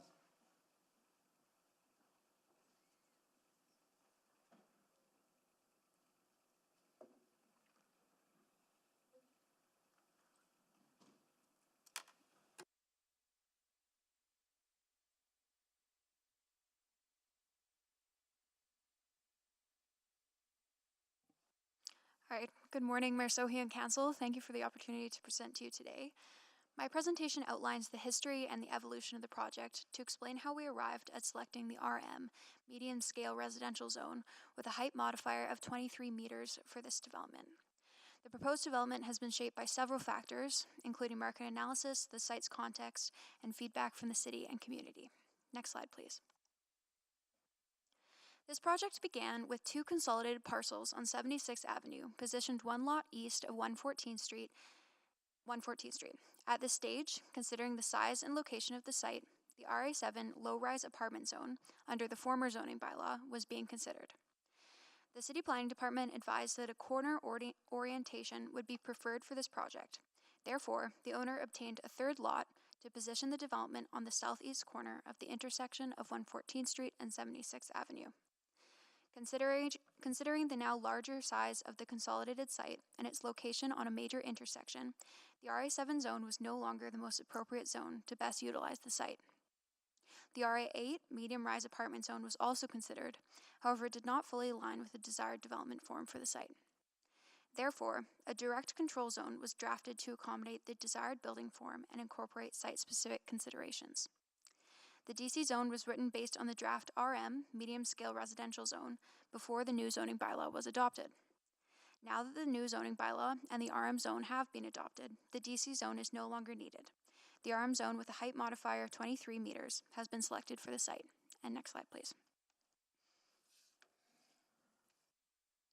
Next slide, please. Thank you. As seen in the graphic here, under the current RS, small-scale residential zone, before consolidating the lots, the maximum number of units that could be accommodated on site was 6 units on each of the lots. By pursuing the RM zone and consolidating the 3 lots, we can achieve 4 times the potential units for the site compared to the RS zone. The mix of units in the proposed development would provide housing for students and a diversity of family arrangements in proximity to mass transit and the McKernan-Belgravia LRT station. Utilizing the city's bonus FAR housing program, the development would include 8 units with at least 100 meters squared and a minimum of 3 bedrooms, and other features such as a children's play area and accessibility features. Considering the total vacancy rate for private apartment housing of 1.2% and 3-bedroom vacancy rate of 0.6% in the university zone, there's demand to justify higher density in the area and to indicate a need for a greater housing mix. Furthermore, our commitment to enhancing housing affordability and accessibility is underscored by our participation in the CMHC MLI Select program. This initiative focuses on promoting affordability, enhancing accessibility features, and ensuring climate compatibility. Notably, in alignment with this program, 25% of the units in our development will be affordable, making a substantial contribution to meeting community housing needs. By leveraging the benefits of the CMHC MLI Select program alongside pursuing bonus FAR, the development not only meets current demand, but also sets a benchmark for affordability, density, and housing mix diversity. Next slide, please. The standard RM medium-scale residential zone was selected over the previously drafted direct control zone for 3 key reasons. First, from the developer's perspective, the desired development form and intensity can be achieved using the standard RM zone. The model shown on screen here is the building form, which can be achieved with the RM zone. Second, there are many similarities between the RM zone and the draft DC zone. Regulations including maximum height and the north, east, and west setbacks are consistent between the RM zone and the draft DC zones. Finally, the RM zone mitigates potential negative impacts identified for the site through measures included in the standard zoning. Such measures include requiring appropriate transition to adjacent lots on the site's east side, requiring 1 bicycle parking spot per unit, and requiring a children's play area. Applying the RM zone to the site means that its regulatory framework will be flexible and timeless. The RM zone achieves the developer's goals while creating density that sensitively fits within the neighborhood context. Thank you. I will now pass the presentation over to my colleague Marcelo. And next slide, please.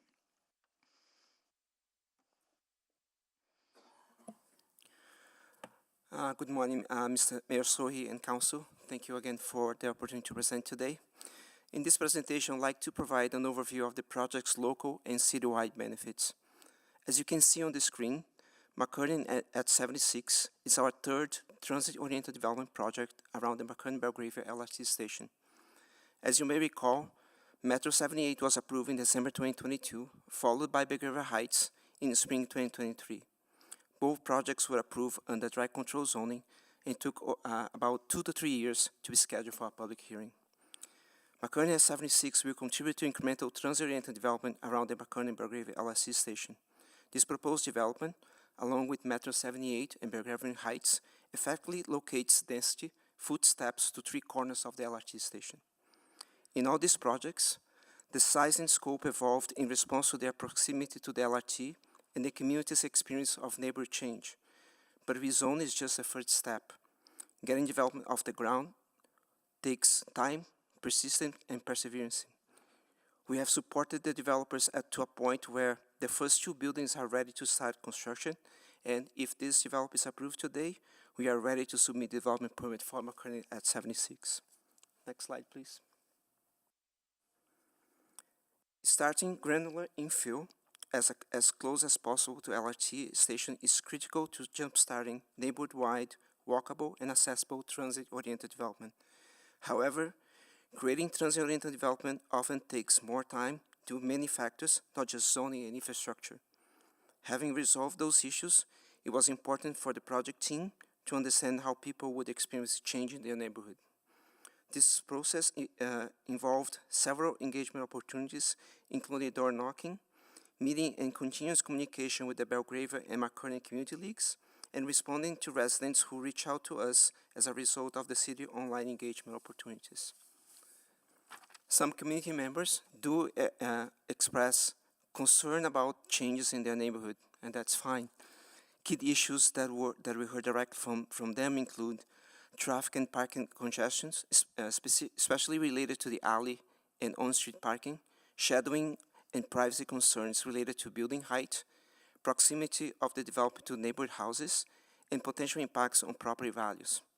In response to this feedback, several actions were taken.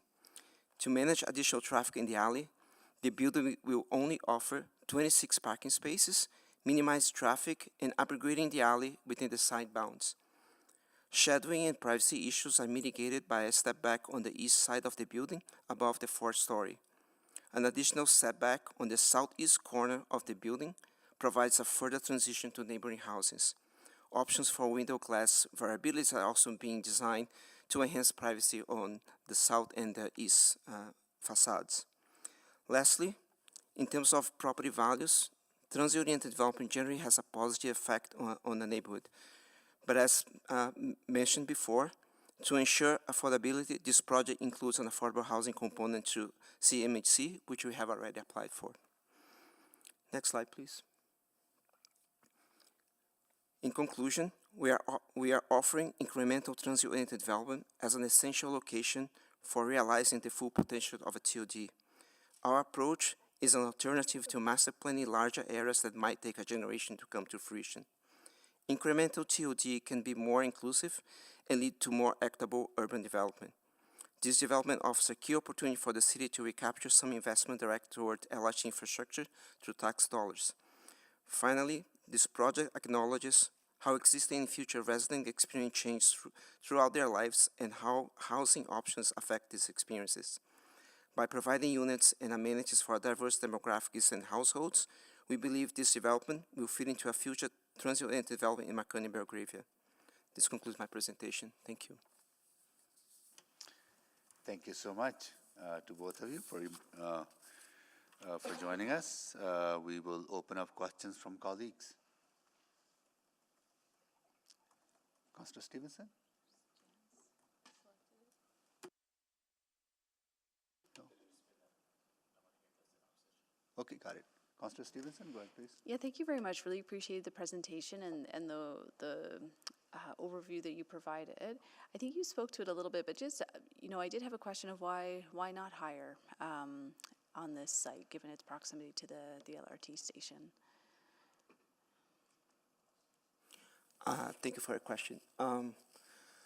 Again, we've been working with developers in this area as not just for one site. It's the whole experience around the LRT, and being a secondary corridor, a little further from other areas that have already have taller buildings, like for instance University Avenue on the east side. They have more taller buildings over there. We thought it would be we could fit into this height what the developer wants, and also. We've been through many years working with the community leagues there, and the feedback was to keep the height within that range, 6 to 7 stories. So that was one of the things that we took into Okay. consideration. So really responding to some of those local preferences or what you've heard through conversations. And it sounds also that you know, it helps with the feasibility as well in terms of not waiting until there's a huge tower, but being able to move forward with a viable project on a short timeline. Yeah, there were like, in addition to all the application requirements with the city, we also did some other studies, not just for this building, but for the three. Like, for instance, we did a market analysis to understand if commercial would be suitable for that corner and so on. So Okay. they were all like combined efforts. Great. No further questions. Thank you. Return the chair. Thank you, Councillor Jans. Councillor Knack, go ahead, please. Thanks, Mayor Sohi. Just one other question I had. I know when this was being talked about as a DC, and I know we have different parking requirements now under our zoning bylaw, but I think when it was a DC, we're proposing to do a parkade. Is that still sort of the thought with this development, that there would be a parkade in this location, sort of adjacent to the LRT, or? Thank you for your question, Councilor Knack. So all these buildings, they have very little parking. So Metro 7 East is zero parking at all. Yeah. Big River Heights is 50% parking.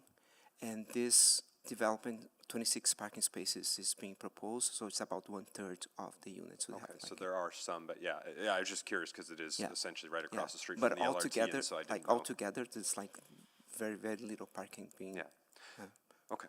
Yeah. No. But bicycle parking, on the other hand, has. Understand, yeah, and I think these two communities are some of the highest mode split of the entire city. I think I know we've got old census data, but I think at the time it was like 50-50, which is not the case for most communities, but I appreciate this, so, okay. Those are all my questions, thank you. Thank you, Councillor. Thank you, Councillor Knack. Okay, so that concludes the questions to the folks in favor. Now we will go to folks registered to speak in opposition. Jason Tetro, please, we'll start with you. Please go ahead. You will have 5 minutes to make your presentation. All right, thank you, Your Worship. Could you please put up the presentation for me? Excellent. We'll just go straight into the next slide. And as you can see right here, this is basically a Google Maps of where this location happens to be. And if you go to the next slide, you'll see a bit of an overlay from something that happened about 80 years ago. And if you overlay one more time or move one more time, you'll actually see that back in the day, this location happened to be, you know what, it's not that clear. Hit the next slide. There you go. That's a lake. Next slide, please. That's McKernan's Lake, which was between 110 and 114 and 76 and 72. Now, if you go to the next slide, what you'll see is that this is what we call McKernan's Lost Lake, because a lot of people don't even realize that it was there. Next slide, please. But what ended up happening was it was drained to make way for 150 new homes. And you can actually see that if you're here, because I'm in this area of 150 new homes, it actually drops. And that's essentially the drop that's going into the lake. And this particular location, 11343, is part of the lake. Next slide, please. Right, next slide, sorry. Now, the reason I bring this up is if you're looking at a lake bed, engineers will tell you that it's going to have a very different soil bearing capacity. And it's really interesting because the whole idea was having a parkade, and now it looks like it's only going to be about 26 spaces. Well, believe it or not, that may actually still not be possible. Next slide, please. Because when you get into the looser clay, like you would see from a lake that has been drained, you actually are going to lose your ability to do foundation, which means you're going to need more piles. They're going to have to be closer together, and you're going to lose that space under the ground. And so in this particular case, what we're looking at is the idea that you're trying to put a very large building onto essentially a soil that may not necessarily be able to withstand it using current construction parameters. And just for any of you who remember Toronto, they did this with Front Street, but they actually had to rebuild the entirety by bringing more soil in and creating a new bedrock in order for that to happen. Next slide, please. So essentially, we don't know what type of clay is. We don't know if it's under consolidated. We don't know what the water table depth is, the bedrock depth, and essentially how many piles are going to need. And we just heard the parquet is going to be down to 26. So something's going on there. There's shear and elasticity issues that we need to be concerned about. And then, of course, there's the effect on adjacent structures, because if it's loose soil and you haven't shored it up properly, then the adjacent house next door may end up having problems. So can this site support a 6-story structure? We don't know. Next slide, please. And basically that's it. Oh yeah, and this is essentially, I asked the question during public consultation. This is what I got. We essentially are going to look at it after zoning. And when we talked at 3.6 earlier today, that's exactly what they said, and that was a concern. Next slide, please. The other thing is that there are vibrations that occur when you're talking about loose soil. This is something that NRC looked at many, many years ago. Next slide, please. And what you're going to find is that, believe it or not, even if you have buses and trucks going by, even here on 114, we feel it. And we actually end up getting vibrated anywhere from 20 to 35 millimeters, which actually feels like about I guess a seismic 4.0 earthquake. And this happens pretty much all day and all night.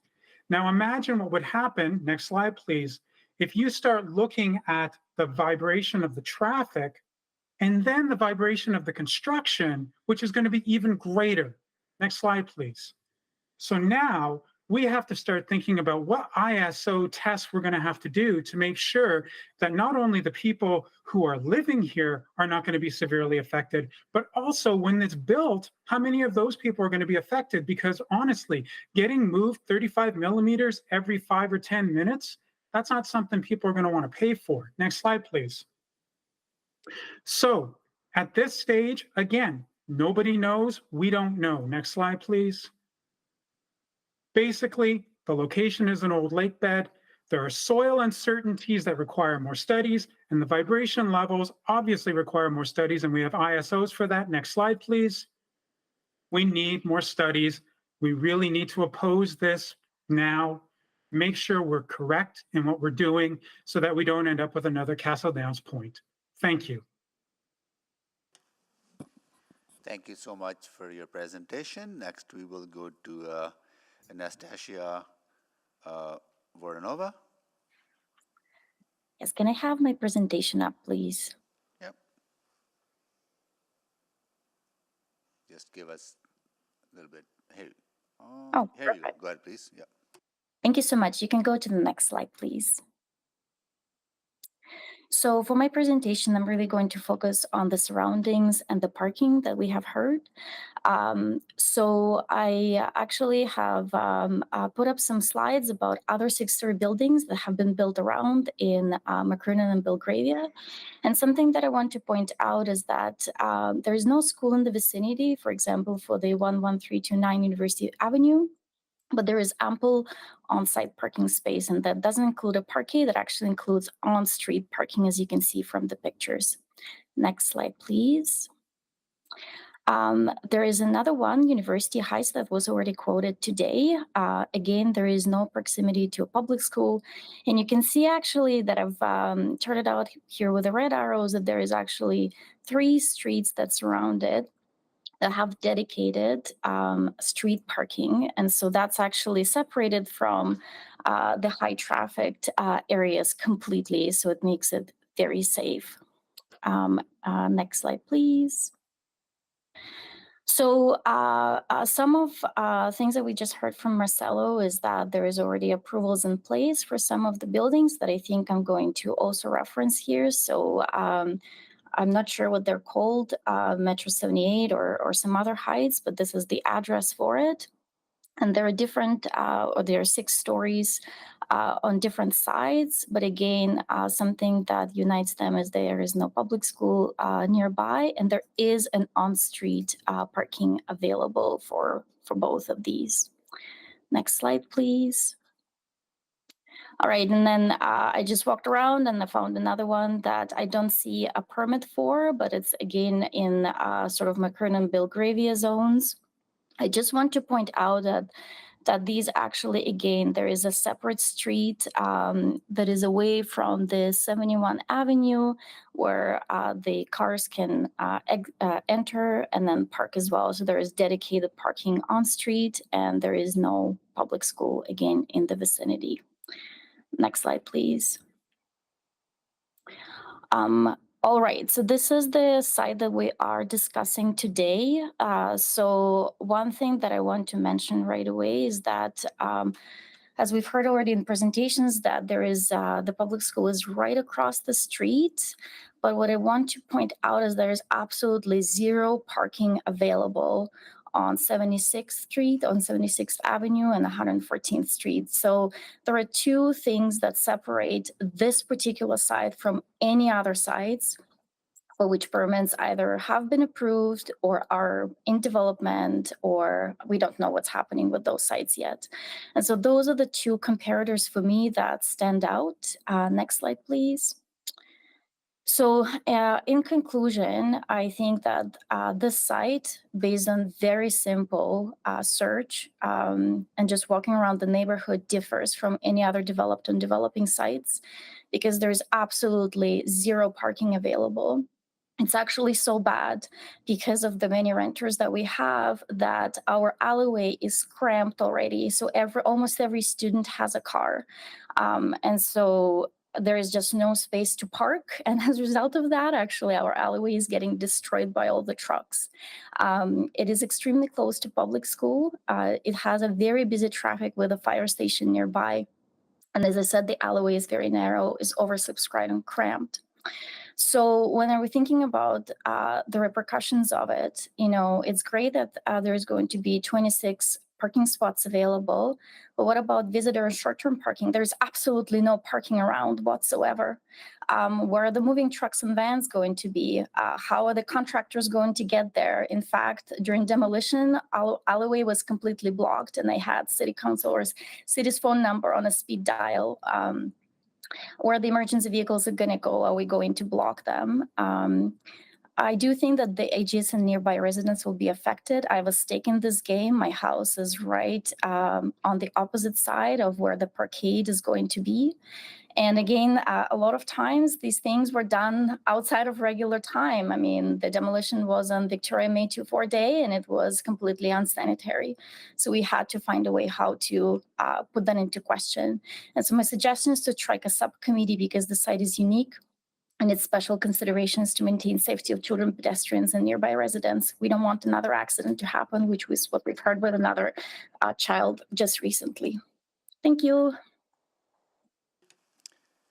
Thank you so much for joining us. Now we will go to Chris Reeves. So if you please could come down and, yeah, please come down. And you can either take a seat on that side if you wish, or you can come to the podium and make a presentation.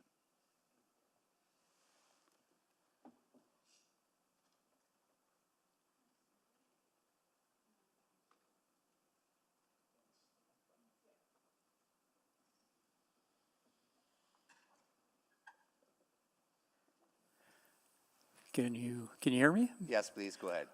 Okay. Yeah, actually, a lot of the points I meant to make have already been made, even by the people who are in favor of this project. I'm amazed that they think that limiting the parking stalls to 26 will, of course, solve the parking problem. Limit the stalls, and that'll solve the problem. I'm not following that. We seem to be obsessed with parking in this neighborhood. It is a problem. And of course, you've got a school right across the road. You get lots of traffic.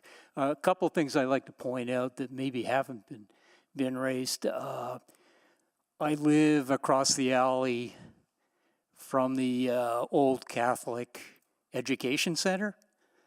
And of course, they've shut that down. The signs have ripped down. They're shutting that down completely. And it's going to be sold. I talked to people on the school board. I'm Catholic. We talk to each other. And so that's going to be up for grabs. So you got an entire city block for development, okay? You want density? you got an entire city block that's coming up for development pretty quick. And I shudder to think how tall you're going to make the buildings. I mean, maybe you'll make it into a park. That would be nice, but I guess not. And you've got an entire block. I didn't pace it off, but I mean, it's an old soccer field at that end, right, on 114th Street. So it's the width of a soccer field, which is going to be open for development to make apartment buildings. Another guy who was promoting this as a great idea was saying he thinks it should be 10 stories. Exactly what we're thinking. 4 was approved, and then it becomes 6. And, well, maybe 10 while we're at it. Why not 15? These zoning laws were put in place to protect the character of our historical neighborhoods. And most of us were willing to think, okay, it's reasonable to have some density, especially near the LRT stations, reasonable compromises. But again, 4 becomes 6, 6 becomes 10, where does it stop? You've got lots of apartment buildings going up. Kitty corner to this property, they've just knocked down 5 buildings behind the McKernan station. And there's a couple of apartment complexes going up there. So you're getting lots of density, right? And I can't say anything about what's going on across 114th Street. That's Belgravia, that's their problem. But I would have fought that if I'd lived in Belgravia. But you got to admit these zoning laws were put in place for a purpose. They're put in place to protect the character of historic neighborhoods. And at what point are you just throwing that under the bus? I'm willing to be reasonable. Yeah, we should have a little more density. But where do you stop? How many apartment buildings do you build? How tall are they? You know, how do we deal with the density of people and cars we're creating? I'm not an engineer, so maybe that guy's right that the buildings will just fall down anyways, but that doesn't sound like a good idea either. And that's basically all I have to say. Well, thank you so much for joining us. We'll see if there are questions from my council colleagues. Councillor Knack, you exempted this. You had questions to the proponent. I'll defer to the ward councillor, that's fine. Did you exempt it? I thought I exempted it. Yeah, you did. I didn't. Oh, okay, good, yeah. Excellent. So I think the speakers for a number of questions that I'll have to ask administration when the opportunity arises. Can I ask, maybe going to Speaker Tetro first? Yeah, please stay in the seat. Yeah, thanks, Mr. Reeves. I may have a question for you too, if you have a second. Yeah, if you're not leaving. Guest Tetro, what do you think should be developed on this site? At this point, even if you were looking at an RSF, you could probably get away with that. The big concern in this particular case is essentially the pounds per square foot when you're dealing with a clay that probably hasn't been properly compacted enough. So unless you're willing to rebuild the foundation so that you can then build that 6th story, you're really looking at something that would be along the same lines as the old RF3, or as we say now, RSF. Okay, so your concern is not a development on the site, just hoping for a smaller scale one, is that correct? Oh, I mean, I actually am very happy to see more families, more types of individuals coming in.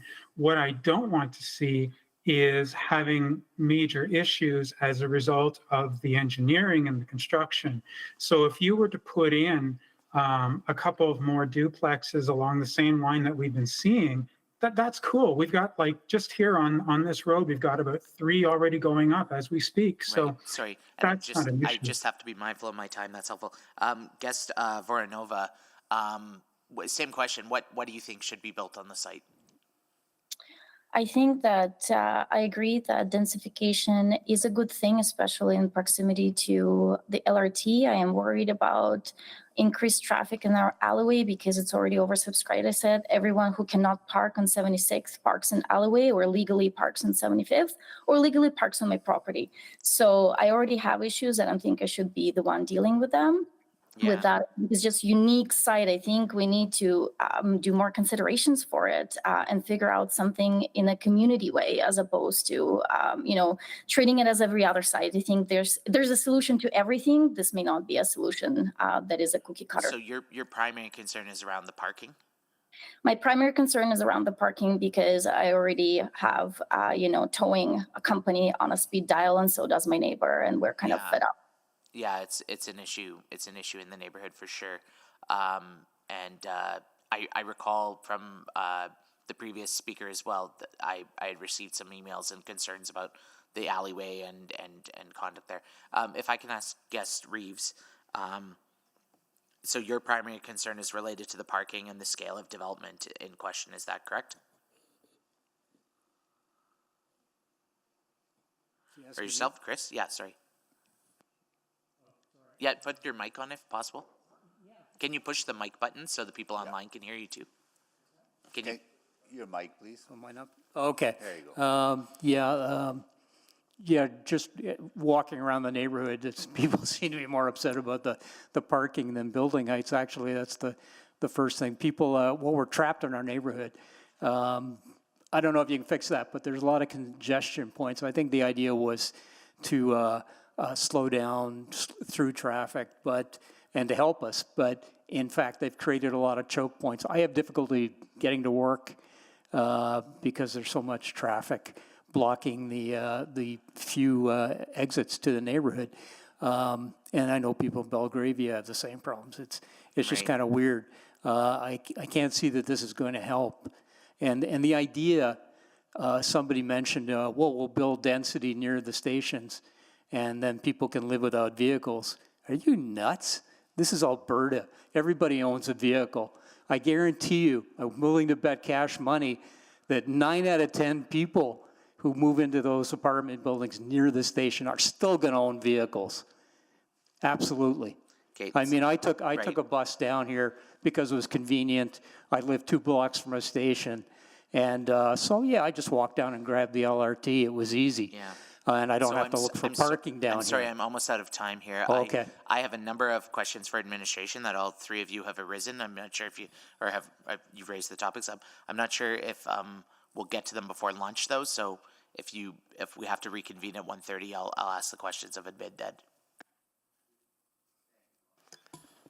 Thank you, Councillor Jans. Councillor Knack. Thanks, Mayor Sohi. I appreciate all the speakers. And maybe, Mr. Reeves, I wouldn't mind picking up just on that last point, because I guess, I think about, you mentioned zoning, and zoning over the decades typically would target higher forms of density along arterial roads. So, I think about the community I live in. I'm in a mature neighborhood close to Meadowlark Mall, and we've got an 18-story tower about 2 blocks from where I live, right on arterial roads. And that's something we've heard pretty loud and clear over the years from residents, which is that if you're going to do density, you should target that on the busiest roads. In part, because this touches on your last point, you mentioned, you grabbed a bus here because it was convenient, you didn't have to worry about parking. And I guess what I may be confused about is that, kitty corner from this site would be an LRT station, which would be, I think, probably the most convenient transportation option. And so maybe I'm missing, you'd sort of suggested, well, maybe 90% of people would own a car. The 2016 census, which I realize is older, but for both McKernan and Belgravia showed that there was only 50% car ownership, which is probably one of the lowest in all of the neighborhoods. And that was almost a decade ago.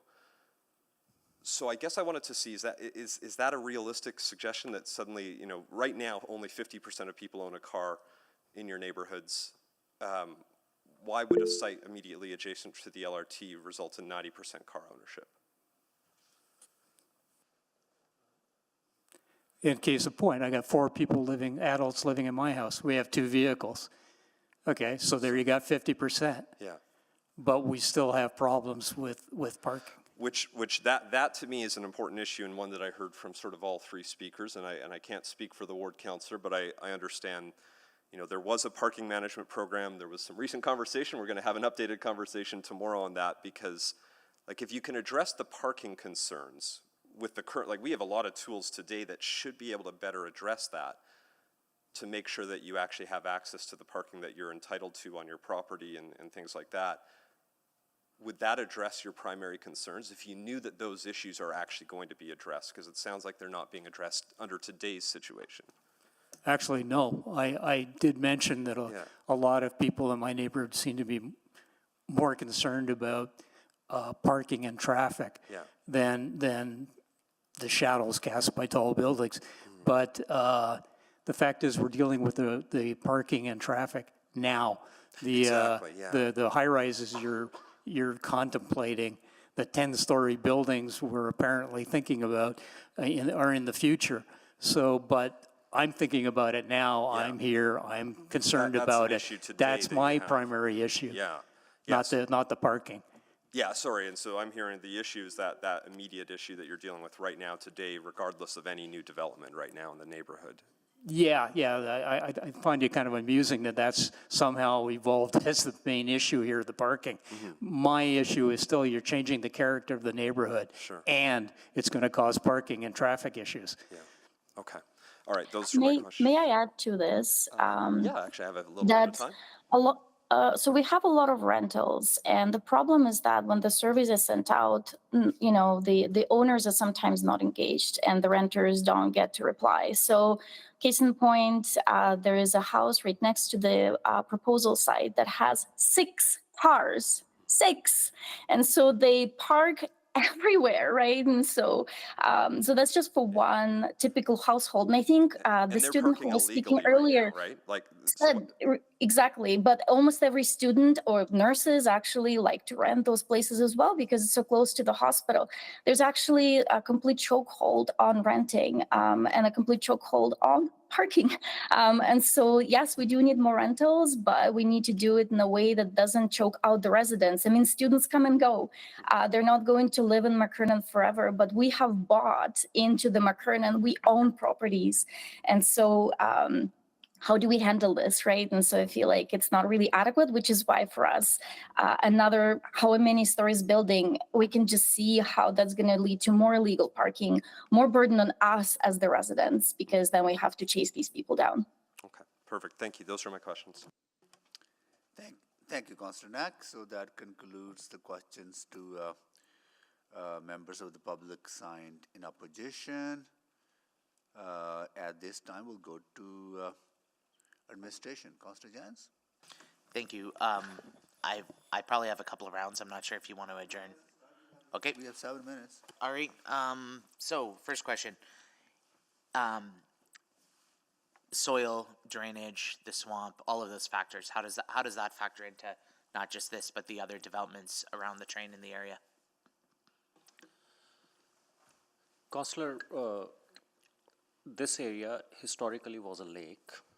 1948, the lake was drained, and then the development took place as we see the community developed over there. Over the years, this area has experienced flooded, and number of flood mitigation actions have been taken. The last one, the latest one is wherein it is there's a dry pond that's being constructed in the vicinity. So that speaks to the drainage aspect of it. So as regards the structural stability, there are engineering methodologies available to alleviate any challenges with the construction practices. Those are looked at as part of the geotechnical assessment, which would come in at the time of actual building construction. So, all I can consider at this moment is a land use question for this one site. Is this the appropriate use on the site, yes or no, as proposed?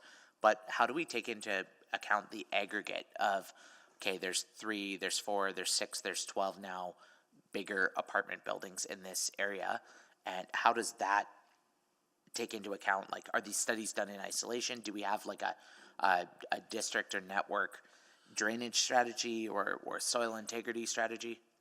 Flood mitigation, there is a overall strategy, so to address the whole area, and it's been progressing over the years. Number of studies have been conducted, and different fixes have been proposed, and they seem to be working. As regards the soil stability, that is site specific, because conditions may vary from within few meters, and then the site-specific geotechnical will consider the site conditions as well as the conditions in the vicinity, which can impact the integrity of the building. So it would be looking at both the site in isolation and also the impacts on the Impacts block on the as a whole. Yeah. Okay. So how about for the concerns around the vibrations, both of construction or of, in general, the impact of the LRT, or 114th Street's a very busy road? So during construction, there are adequate checks and balances in place to ensure that the neighboring properties are not impacted in a negative manner. So vibration is a part of that. As regards the vibration from the traffic, it currently exists. The vibration impacts would be part of the geotechnical aspect. In case there is an impact on the soil stability, that would be considered part of the geotechnical aspect. And is that done by the city? Who does this? The studies are done by the proponent or the applicant. They are reviewed by the city. So our role in this is basically, can you build a building there, yes or no? Or what size of building? And then from there, it's up to the applicant. If they want to build there, they have to do all these studies and make sure that they're compliant with all provincial laws. Is that correct? That is correct. So the vibration study, what is the city's role in that? So we would be, the engineers within the city would be reviewing the impacts, if any, they're arising due to the traffic. The vibration studies would have been conducted for the LRT, which is just across the road over there. So we have some historical information over there. Right. Okay. So I think part of the concern in the community is around, not just from the speakers today, but in general, like we're adding 10 new buildings to this area, plus or minus 20 blocks. Are we going to all be able to flush the toilets at once? Yeah, we would be. So and how do we know that? So I'll answer it in two parts. Firstly, all these neighborhoods, they had their maximum population back in the 70s. At that time, we were designing to a different standard. I'll quote specific numbers. That time we were about 350 liters per person per day. Now, the sanitary pipes are already there, but the population has declined. We are again bringing up the population, but our water consumption has gone down to 160 liters per person per day. So that's as regards the sanitary piece. If anything, more sanitary generation will alleviate some of the odor issues or other issues that we see in the sanitary system. As regards stormwater, there is flood mitigation projects being undertaken by EPCOR in the general area. Second aspect, for this specific development, they would be required to store stormwater on site and released it in a slower fashion. Those requirements are built into the development permit over there. Got it. Thank you.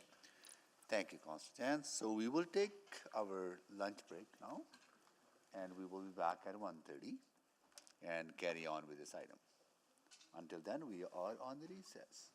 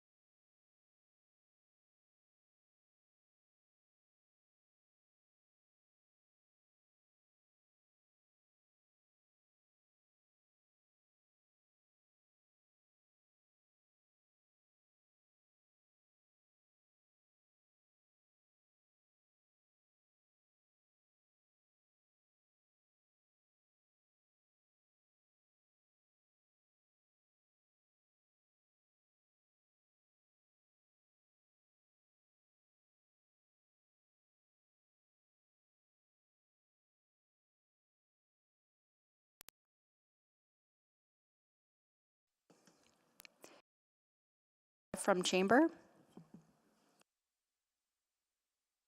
Okay, good afternoon, everyone. I'll call the meeting to order on behalf of Mayor Sohi, who's just on his way back from an exciting city announcement with Councillor Stevenson. Sorry, Councillor Jans. My apologies, I miscommunicated. I don't believe we have quorum yet, so if we could just maybe wait 1 minute and see if we can get some additional councillors online. Oh, I see. Okay. Then we'll go to roll call. Okay.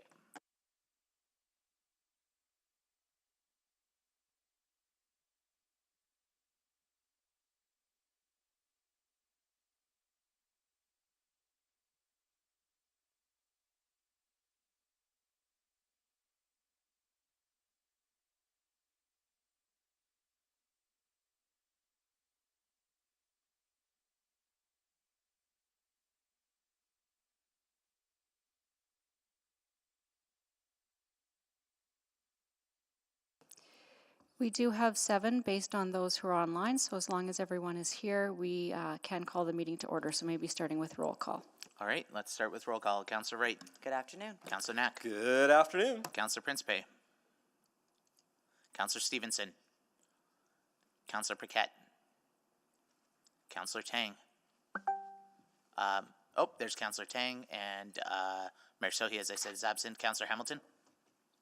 Good afternoon. Councillor Rutherford is here. Hello. Councillor Salvador. Hello. Councillor Cartmel. Good afternoon. Councillor Rice. Good afternoon. And Councillor Jans is here. Okay, so we were on questions of administration. Councillor Knack. And good afternoon. Oh, Councillor Paquette's here too. Great. Questions of administration, Councillor Knack. Yes, thank you, Councillor Jans. I'm just pulling up my questions here. I wanted to just circle back a little bit on Councillor Jans's question around the soil test, the geotech piece. So again, there are very clear rules and engineering standards that need to be followed. You know, I'm not an engineer. We've got one on our council who seems to be very diligent at these things, and so, but there are sort of professional requirements, from what I understand, that if they've done a study and it shows it can't support it, nobody can go start building it. I mean, that wouldn't be in the best interest of the applicant, because then they wouldn't have their investment. But there's clear safety rules that would stop anything from advancing. Correct? That's correct. Okay.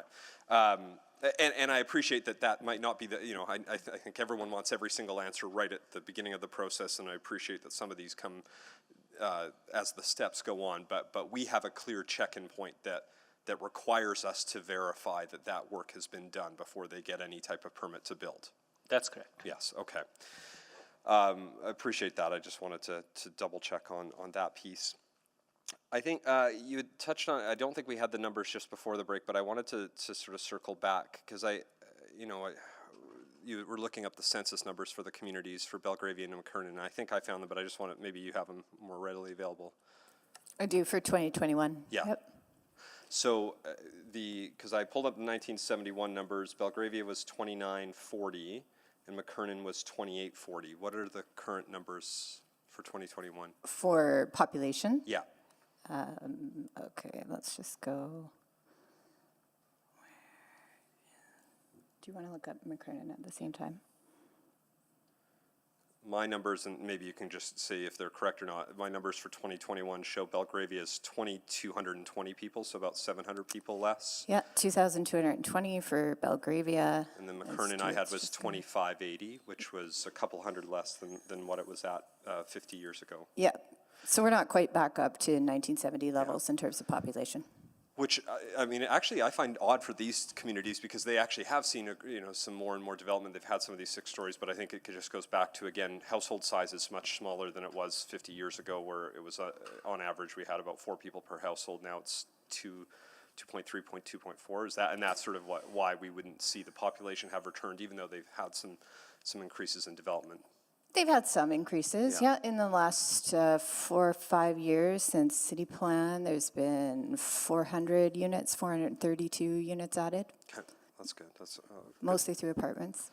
Yeah, in that case for that. So I wanted to just ask about and I appreciate there's a separate council discussion tomorrow on the parking pieces, but I'm hearing and I'll ultimately defer to the ward councillor, but I just wanted to better understand. It sounds like there's a lot of current parking issues. Independent of this discussion today, I'm hearing a lot of concern around that piece. And so, like, what are the different mechanisms and tools when it does sound like folks are actively reporting, when folks are parking in alleys and different things like that, and yet maybe they're not seeing the response that they were hoping for? Can you provide any insight? Again, I don't represent these areas, so I'm just wondering if we have some, what's unique here? Is it proximity to the university, and how do we try to manage those current issues? Sure, Councillor Knack, 76th Avenue itself is unique in the sense that there is no parking allowed throughout this corridor east of 114 because of the school, and then on-street bike lane as we go further east.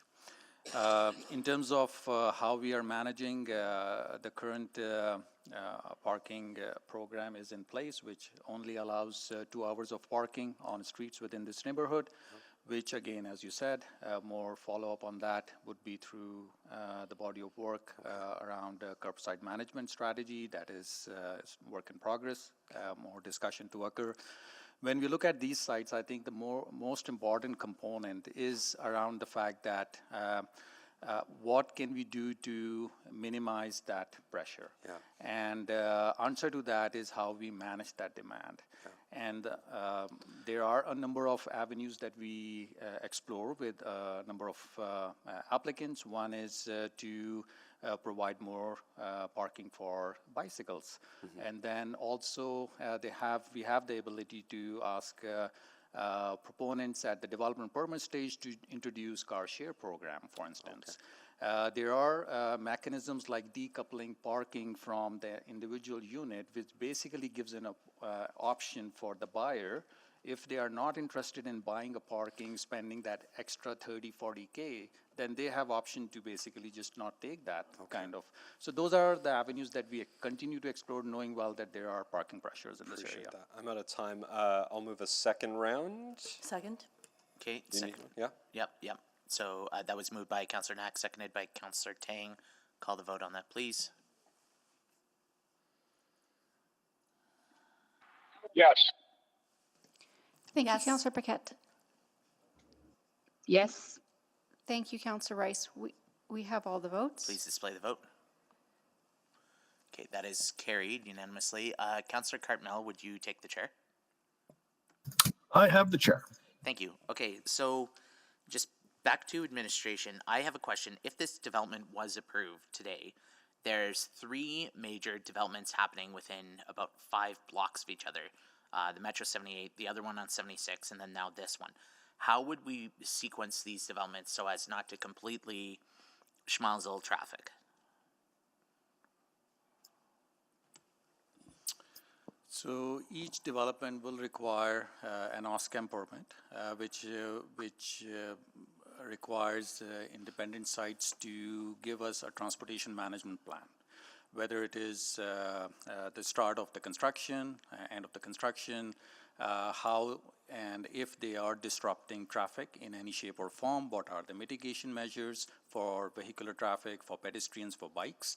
So that is going to be assessed at the development permit stage. And so in theory, it could be aligned so that we don't have major deliveries happening all at the same time, or like, would you need to close 114th Street? I highly doubt that we will get to that point ever, because it is our major arterial. Whatever construction is happening is on the side roads, and we will be able to manage. Given that we have a grid network there, I think that does allow us to disperse traffic in different routes. Okay, so you are confident that we could execute construction of this building without impacting the school, the LRT, or adjacent thoroughfare? Not dissimilar to any other mature neighborhood project we have done in other areas. Okay, Councillor Knack touched on the parking concerns. Thank you for that. Although for this discussion today, just look to legal, like we're not allowed to make a decision based on the parking. What we're being asked about is the use of the land. Well, you can, you've decided as a council that you're not looking into parking. Yeah. But, sorry, Councillor. No, I understand. But certainly as pet traffic patterns, those sorts of things, they're alive considerations for you, but ultimately as a council, you've decided to take that minimum requirement of parking outside of the zones. Right. And just to go back to before break, just making sure it didn't get lost in the fog. Vibration issues, we regulate, they'll be monitored as part of construction, correct?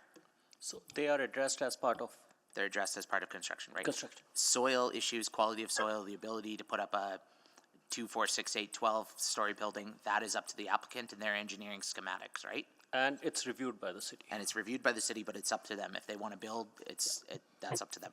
Okay. The issues about drainage, even at full build out in the area, we've looked at all of these buildings, even taking into account the Catholic school site. That has been considered in my. So I can offer that there is adequate capacity within the system. Okay. We haven't looked at future what-if scenarios. As Okay. and when we are presented with those applications, we can review those. Okay, but nothing triggered in this application Nothing that triggered. this, okay. And then the issue is just about the alleyway. And I'm sorry if I missed this in the application. Is the applicant required to repave the alley or to take care of the alley like DC2? Yes, we have discussed that with the applicant. Given that this is a standard zone, they have been informed about it and will be required at the development permit stage. And have you prescribed yet which way the traffic out of the parkade has to go? Is it south or north? That is very much connected to the site layout, And- so to be determined. To be determined, but naturally you would be not discharging people onto 114 or something. You would be trying to find the most sensible path for them. Or it could involve 114. It could, okay. because there is access today. So unless there is. Oh yes, right. There is. Yeah. So unless there is a strong desire and to close it for safety purpose or any other reasoning, I think. Okay. That is again to be determined. Okay, and any other issues related to waste management or anything like that, all of that would come up at a future date. Absolutely. Angle at which the enclosure is, location where the enclosure goes, all that is to be looked at. Okay, all right, this is helpful. And I guess we'll just have to proceed in the process from there. So thank you. Councillor Cartmill, may I take back the chair? I'll return the chair. Okay, thank you, and Councillor Knack. Thanks. I just wanted to do one last check-in on sort of the traffic modeling and what we assume, because, and I don't know if we have more recent numbers from than the 2016 census, but what do we sort of assume for car ownership in a space like this? Recognizing that I think these two communities are quite high or quite low in car ownership compared to most communities in the city. They're already at around that 50% mark. So do we assume that and maybe even less because of the proximity to the LRT? That's correct. Not necessarily around the car ownership component. Yes. We don't model The that. number of traffic the number of trips. trips and then how those trips are made. So modal split typically in such areas, as you were mentioning earlier, 50% is a fair assumption. It's not too much, too aggressive or anything given the options available. So just to get a sense of how much this one site will impact, so I believe the applicant mentioned around 100 units could be accommodated at this site, which means in the realm of about 30 to 40 trips you are looking at during the peak hour if all those trips are made by cars. So if we apply that 50% modal split, it's around 15 to 20 trips that will get increased during the peak hour. So typically when you're doing that modeling, you assume 50%, even if you're, in this case, literally across the street from an LRT on a major bike route, where there are a number of other contributing factors which might further shift the number of people who use alternative modes. Absolutely. So it's meant to be a conservative estimate is how I'm sort of interpreting. So, That's correct. Okay, that's helpful. Thank you. Those are all my questions. Thank you, Councillor Knack. Seeing no further questions of administration, seeing none, we'll now go to new information for any of the parties. Are there any questions? Hearing none, I would welcome a motion to close the public hearing. So moved. Moved by Councillor Knack. Second. Seconded by Councillor Salvador. All right, please vote on closure of the public hearing.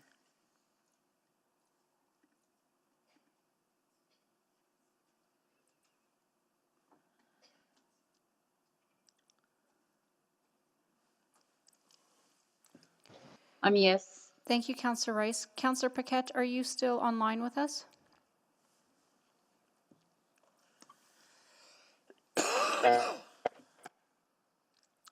Sorry, we just missed that. Are you a yes?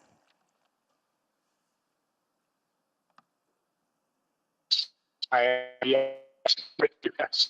Okay, thank you, Councillor Paquette. We have all the votes. Thank you. Please display the vote. Okay, that is carried unanimously. Now we move to first reading. Did you want to keep the chair and I can move, or did you want to? Do you, or, yeah, would you like to move first reading? Sure, I can move it if that works. So Okay. I'll move first reading of item 3.13. Yes, 3.13. Okay, moved by Councillor Knack, seconded by Second. Councillor Salvador. Okay, are there any speakers wishing to?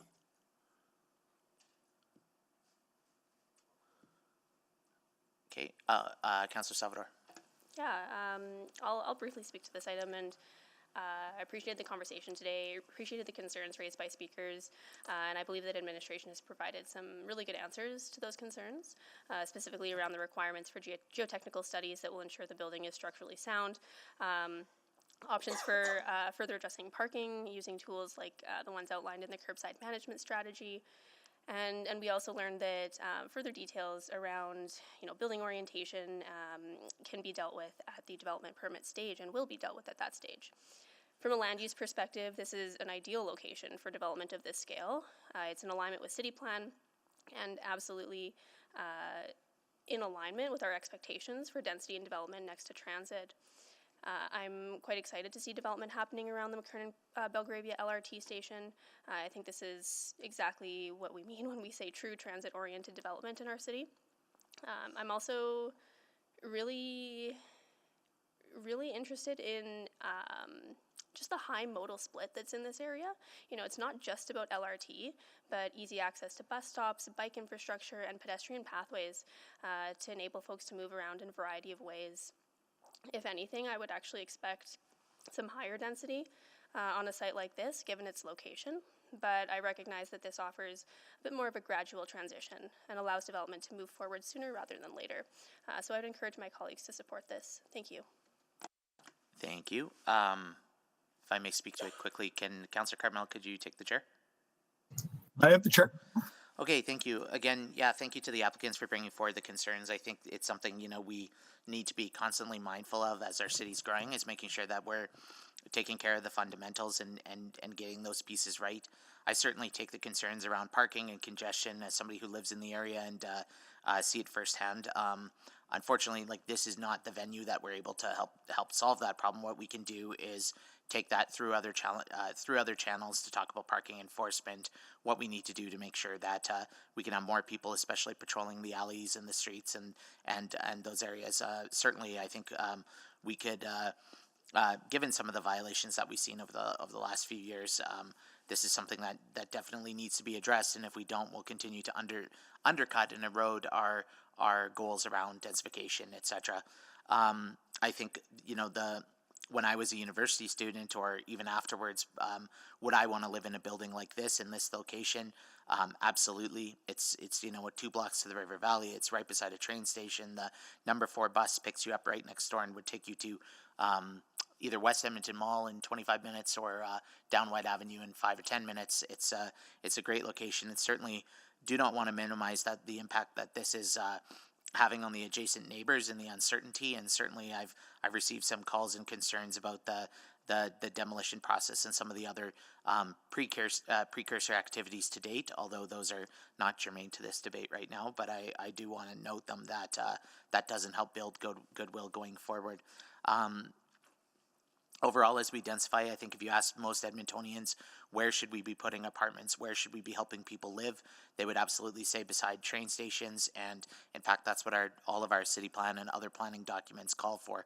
I do want to note that it may seem aggressive that we're going to see 3 or 4 or 5 apartment buildings under construction in this area, but truthfully, we're vastly underbuilding for what we need. Edmonton has grown 100,000 people in the last 2 years, and we're forecast to grow another 100,000 in the next 2 years. The U of A is forecasting growth in the tens of thousands of students, of staff, of families who are going to be coming here, not just to live and work and play at the U of A, but in all of the spin-offs in the area too. We know that the hospital and the corridor here is only going to grow and be more desirable. We know that as LRT continues to grow and expand with the Valley Line and eventually the West Line, that this is going to be a prime candidate for many families and many folks in future who want to call and make Edmonton their home, whether they're just getting out of university or whether they're downsizing towards the end of life. This is the kind of development we need to do definitely more of, and we need to iron out these kinks that are upsetting the neighbors, because if not, it will continue to erode public confidence in this process. So certainly more work to be done, but as far as today, this question of, is this the appropriate place to put an apartment on this site? As far as I'm concerned, yes. Let's leave the schematics, the planning, the engineering, the geotech, all of that up to the experts now and hear back from them if it is possible. But as far as we're concerned, I do believe it should be permissible. So with that, I will take back the chair and go to Councillor Knack to close. Return the chair.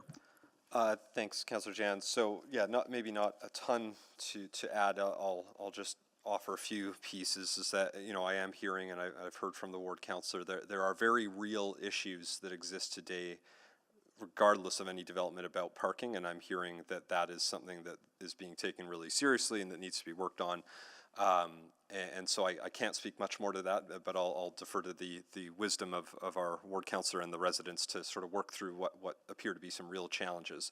And so I can see why, and a little bit to one of the points of our speakers, that sometimes parking became a big issue in this conversation, because there's this view of the cumulative impact, even though, as I think Councillor Salvador mentioned, that I would expect to see even less than 50% car ownership in a space like this, immediately adjacent to a major LRT station, immediately adjacent to a major bike route. So I think there's a lot of great factors that are going for this building that would entice people to not have to own a car and remove that cost burden. I even heard from, I think one of our speakers who came in person, and I appreciate the point that, he was here today, came by bus because it was more convenient, didn't have to worry about parking, and I think that connectivity at a site like this is really important. Just to echo, I think the last few points is that, I heard that comment from our third speaker again around what zoning is all about, and even under the old zoning rules, the zoning rules that were in place 40 or 50 years ago, this is actually a site that would have been supported for much higher density than what's currently there today, and in fact much higher density than even what's being proposed in this development. For decades, the city of Edmonton has been locating high density on major arterial roads, even not immediately adjacent to a transit center. I mentioned I live just 2 blocks away from three 18-story towers that are close to a very large, a mall, and Meadowlark Mall, and good transit, but not LRT. And so that is something that we've been using our zoning for years, which is to locate high forms of density on arterial roads. I think this proposal, which is a medium-scale development, not a high-rise development, is again something that's very suitable for a location like this, based off all of the other factors we've talked about, and will add positively to the community, recognizing there are other community issues that the ward councillor is going to work on over the coming weeks and months, I'm sure, with the neighbors to try to sort out what those additional problems are. But I would hate to see those problems stop us from approving a really positive land use for something in direct proximity to major transportation infrastructure, which is something we've been striving for, not just the last few years, but truly the last few decades. So I'll support this. Thank you. Okay, we'll call the vote.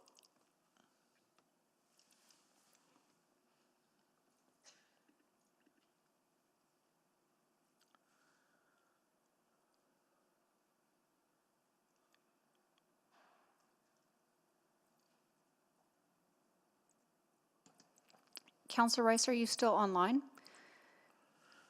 Yes, but I'm waiting for the voting come to my screen. I didn't see it. I'm yes. Okay, thank you very much. We have all the votes. Please display the vote. First reading is carried unanimously. Councillor Knack, would you like to move second reading? Yes, I'll move second reading of item 3.13. Okay, please, questions, debate, seconded? Second. Seconded by Councillor Salvador. Please call the vote.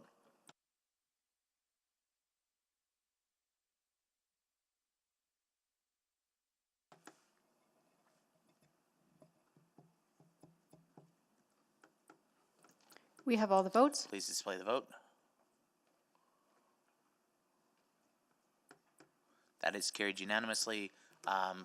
Councillor Knack, would you move? Consideration of third reading, I'll move that for item 3.13. Seconded by Councillor Salvador. Any questions, debate? Please call the vote.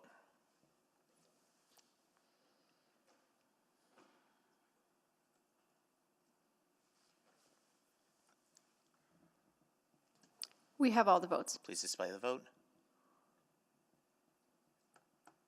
And that is carried unanimously. Councillor Knack? Councillor Chance, I'll move third reading of bylaw 20862. Thank you. Second. Moved by Councillor Knack, second by Councillor Salvador. Any questions? Any debate? Hearing none, please call the vote.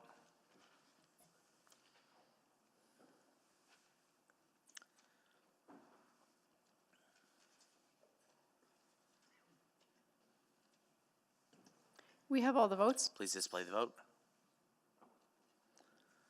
And that is carried unanimously. Okay, we're on to the next item, which I believe, Clerk, is 3.19. Is that correct? That's right. It's the combination of bylaws 208, 24, 25, and 27. So that's items 3.19, 3.20, and 3.21. Okay, now I believe we have a presentation from administration. Who is this item selected by, Clerk? This was selected by Councillor Paquette. And Councillor Paquette, do you require a presentation? He just rejoined, so he may not have heard that question. Oh, okay. Yeah, can you repeat that? Councillor Knack has requested a presentation from administration, so we'll just begin there. Good afternoon. This application proposes significant changes to the proposed land use in the future Marquee neighborhood town center area, as well as associated adjustments to the transit and road network. Next slide, please. The proposed amendment area encompasses approximately 75 hectares and is located in the northernmost portion of the Marquee neighborhood. This site is bordered by Manning Drive to the north, Fort Road to the south, and is generally between Horse Hill Creek and Meridian Street. The area is generally undeveloped and used primarily for rural residential and agricultural purposes. The Horse Hills Elementary School is located in the future District Park site immediately east of the amendment area, and other institutional uses in the area include a religious assembly and a cemetery to the north and northeast. Next slide, please. The main changes proposed by this application are to reduce the size of the town center commercial area and relocate it to the north of 195th Avenue, while maintaining opportunities for future intensification. Relocate the Mass Transit Center north of 195th Avenue and realign the Mass Transit line to follow arterial roadways. Adjust the arterial road network by relocating the arterial roadway that cut through the amendment area to align with the existing 195th Avenue right-of-way. Concentrate the mixed-use and higher-density residential forms along major roadways while increasing the amount of low-density residential uses in the area, and to relabel the future proposed LRT line to a mass transit line to reflect the city plan, which identifies that mass transit includes LRT and bus-based mass transit. Next slide, please. Several changes to the Horse Hill Basin of the Arterial Roadway Assessment Bylaw are proposed with this application. These include the addition of the interim improvements to Manning Drive at 18th Street and a new signalized at-grade intersection at Meridian Street to support the initial stages of development in the Marquee neighborhood. Realignment of the arterial roadway network, realignment and redesignation of the LRT alignment to a mass transit alignment that follows arterial roadways, and finally, a relocation of the transit center. Next slide, please. Through various forms of engagement, 2 people reached out with concerns, and other comments were received with questions about the proposal. Main concerns were heard around the impact of already improved development in the existing agricultural land, concerns about the perceived shift around the LRT, and a desire to maintain the existing concentration of commercial and mixed-use development so that there's more shops closer to where people live. Next slide, please. In the city plan, the amendment area is the core of the identified Horse Hills Central District node. District nodes are generally 800 meters to 1 kilometer across and are meant to support a variety of business and community amenities serving multiple neighborhoods and include diverse housing, employment, and amenities. Expected scales of buildings in the node include mid-rise, with opportunity for high-rise developments near transit stations and along arterial roadways. The desired overall minimum density is 150 people and/or jobs per hectare. Anchored by a transit center along 195th Avenue, this application generally supports the district node for lands within 500 meters radius, providing connectivity between land uses. There is a planned main street, gathering spaces, and connections throughout. The relocated transit center is further from the district park, where the 3 future schools and a recreation center are anticipated to be developed. However, it does remain within 800 meters, which is approximately a 10-minute walk. Next slide, please.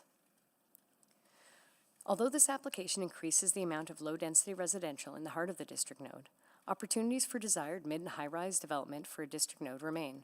These are along the roadways, major roadways, and near the transit station. Land intended for residential development is approximately 180 people per hectare, meeting the intent of the district node. Land intended for employment is estimated to be, for initial stages of development, approximately 75 jobs per hectare. Although this puts the overall people and jobs per hectare slightly below the minimum of 150, it's important to note that the intensity of the commercial and business employment varies based on the types of operations. It is assumed that the area will initially be built out for suburban-style commercial developments, but will shift towards more dense forms as development progresses and mass transit arrives in the area. Next slide, please. The planned land use changes will provide an increase in the variety of houses in the general area, although it will reduce the overall neighborhood density for Marquee from 43.6 dwellings per hectare down to 38.6 dwellings per hectare. This decrease in density is primarily due to the relatively large size of the NSP. While the Edmonton Regional Growth Plan currently targets 45 dwellings per hectare, with the ministerial order approved in December of 2020, it states that when evaluating statutory plan amendments for plans approved under the previous Capital Region Growth Plan prior to October 2017, which this plan is, previous density targets of this older growth plan can be used. When the Marquee Neighborhood NSP was approved in 2015, these targets were between 30 and 40. While these amendments lower the planned neighborhood residential density, it is still in alignment with the EMRB targets and closer to the higher end. Next slide, please. The current northeast and southwest arterial roadway is proposed to be removed. In its place, the existing 195th Avenue corridor will be widened to serve arterial traffic volumes. This new and wider alignment separates the more concentrated retail center to the north from a primarily residential land and the transit center to the south. Opportunities for pedestrian crossings will be reviewed at the concept planning stage of development. The Horse Hills District Node is primarily anchored by its connection to mass transit. Currently, there's a dedicated LRT mass transit alignment through the amendment area, but the city plan and mass transit strategy have broadened the vision of mass transit to encompass other technologies. These plans are being amended to allow for future planning to determine the mass transit type that will best serve the area's needs. The transit center has been relocated to a parcel located on the arterial roadway adjacent to high-density and medium-density land uses, as well as within walkable distance to the commercial and residential uses along 195th Avenue. The relocated transit center retains multimodal access through shared pathways along 195th Avenue and the adjacent utility corridors. Vehicular access to the adjacent high-density residential development will be shared with transit. Next slide, please. This application is being supported because it is expected to meet the standards of a district node, as directed by the city plan, allows for a variety of residential densities and building types that transition into their surroundings, and enables the continued development of the Marquee neighborhood with a more balanced commercial area. Thank you.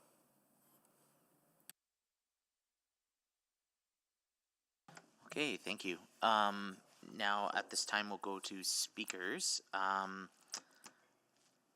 I would invite guest Kavanagh. Did you want to speak or just questions only? Questions only. Guest Brightwell. Questions only. Guest Liu. Look to my colleagues. I'm seeing nods. May we have the presentation, please? Clerk? Yep. Good afternoon, Deputy Mayor and members of Council. My name is Yolanda Liu, and I work at Stantec Consulting.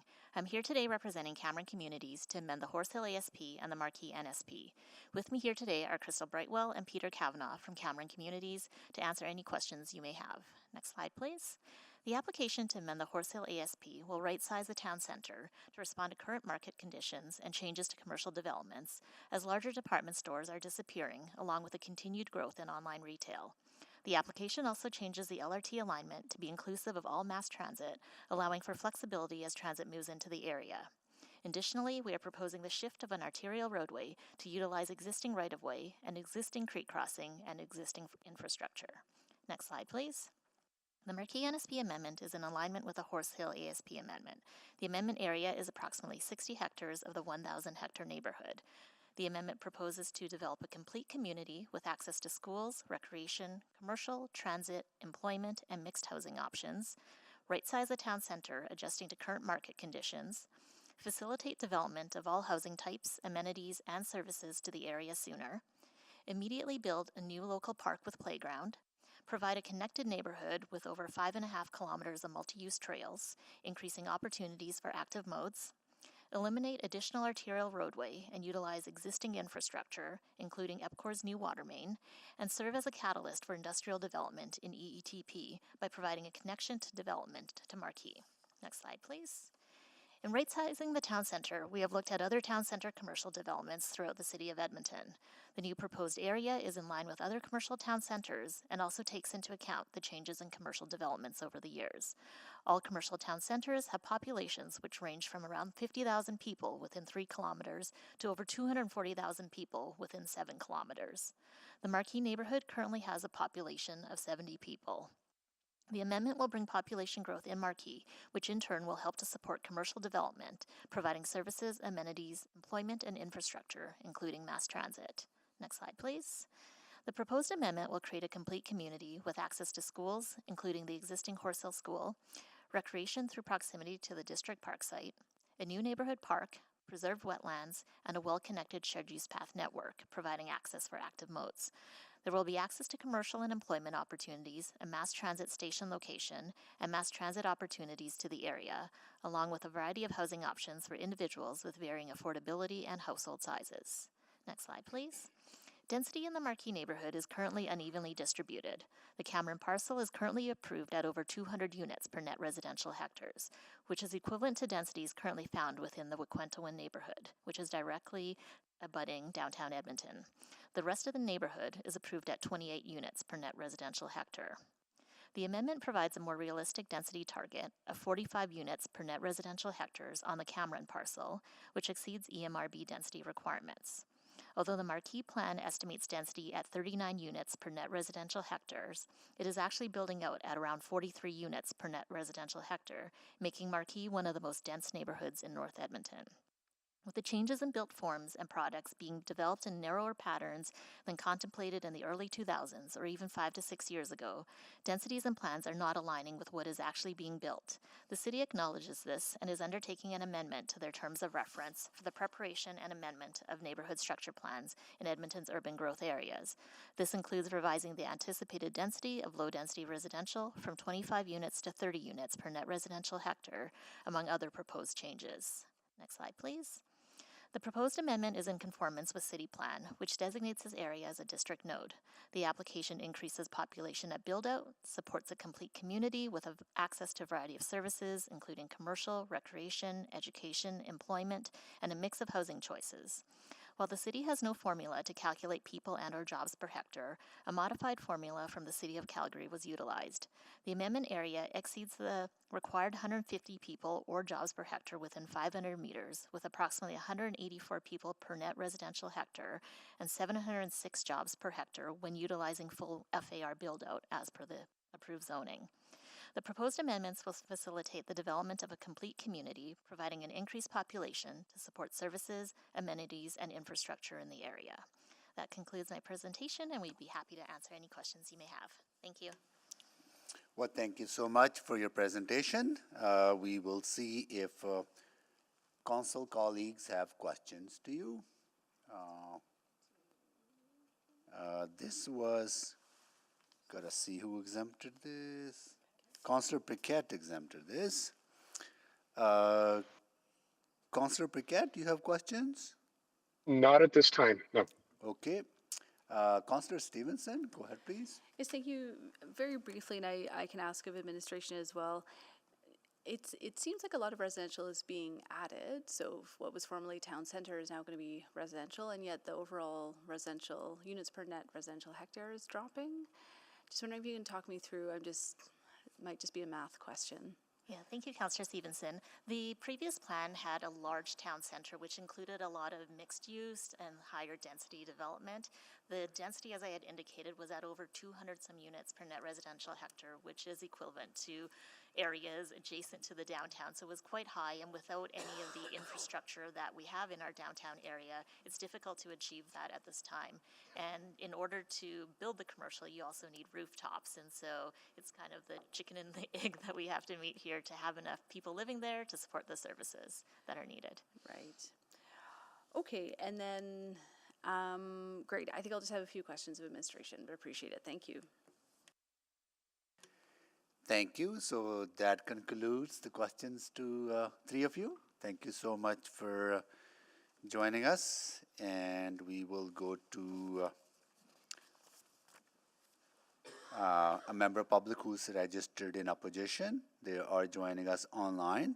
Philip Varstra from Horse Hill Community League. Are you there, Philip? Yes, I am. Thank you, Okay, Mr. Mayor. please go ahead. You have 5 minutes to make your presentation. Good afternoon, Mayor and City Councilors. My name is Philip Artstra. I'm the Civics Director of the Horse Hill Community League. I'm here to speak to you about these amendments to the Horse Hill Area Structure Plan and the Marquee Neighborhood Structure Plan. The first thing I'd like to address is the manner in which feedback has been gathered. The Horse Hill Area Structure Plan was a truly collaborative effort between developers and the local community. From initial visioning through to public hearings, it featured multiple open houses and workshops, focus groups that were extremely well attended. Although our community is small by population, the majority of us attended and were very well engaged. In contrast, this change has been socialized by a handful of mailouts and a community forum website. This is not the style of engagement that our community is accustomed to, nor what we deserve. And I think the amount of feedback collected is reflective of the engagement and not in the community's support for the revised plans. Unfortunately, most of you were not here when the plans were first passed, but I can assure you that the entire gallery at City Hall was full. In fact, it was over full. The manner in which these changes have been initiated and how feedback has been gathered are an insult to the hundreds upon hundreds of hours invested by the community in the original plans.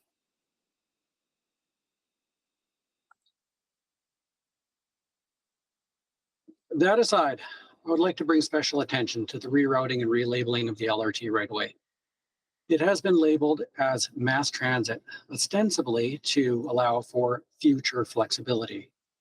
In actuality, the new route is far less flexible than the original LRT right-of-way, whereas the original route could have been paved in the short term and used as an express bus route, or even a non-express bus route, and then redeveloped as an LRT once the population warranted. The opposite is not true. I provided a slide. I don't know if it's available. That's okay. I can speak around it. I've highlighted, there it is. Okay, thank you. I've highlighted the new route on the transportation overlay. Apologies for the resolution, but I've circled several key intersections in red. Hopefully you can see what they highlight is that due to the introduction of multiple sharp 90-degree turns, it's fairly obvious that once the neighborhood develops around this mass transit right away, the route will be locked in. It would not be possible to ever run an LRT along the proposed route and it would prove extremely costly to put an LRT through an alternate route once all of the surrounding areas have been developed. Last year, I met with representatives of the proponent and the planning department. They confirmed my assessment, but did not offer any plan around towards a more appropriate route. The proposed changes sacrifices the potential future needs of the Horse Hill community and of the broader city of Edmonton in order to make things easier for short-term development. The Horse Hill Community League does not support these new plans and asks the council to reject these bylaws. But at minimum, please consult your administration to determine how much extra the Valley Line costs due to lack of pre-existing right-of-way. From planning a compatible route, traffic impact assessments, to procuring land, millions of dollars that could have been avoided by proper planning in the past, or in this case, in proper planning now, or by abiding by the original Horse Hill Area Structured Plan. Please also ask your administration why we don't already have an LRT to the west end. As I recall from media reports, the number one reason is there's just no good place to put it. Horse Hill is currently as close to a blank slate as you could hope for, and a properly drawn line on a map today is cheap compared to what an LRT would cost in the future if you go ahead with the plan as documented. As a PS, I don't see any corresponding amendment to the Energy and Technology Park Structure Plan. Since the current ASP for Horse Hill and the Energy and Technology Park show the LRT running through Horse Hill and into EETP, I would assume these bylaws cannot be approved without a corresponding amendment to the EETP area structure plan. Thank you for your time and consideration. Well, thank you so much for joining us. I'll see if council colleagues have questions to you.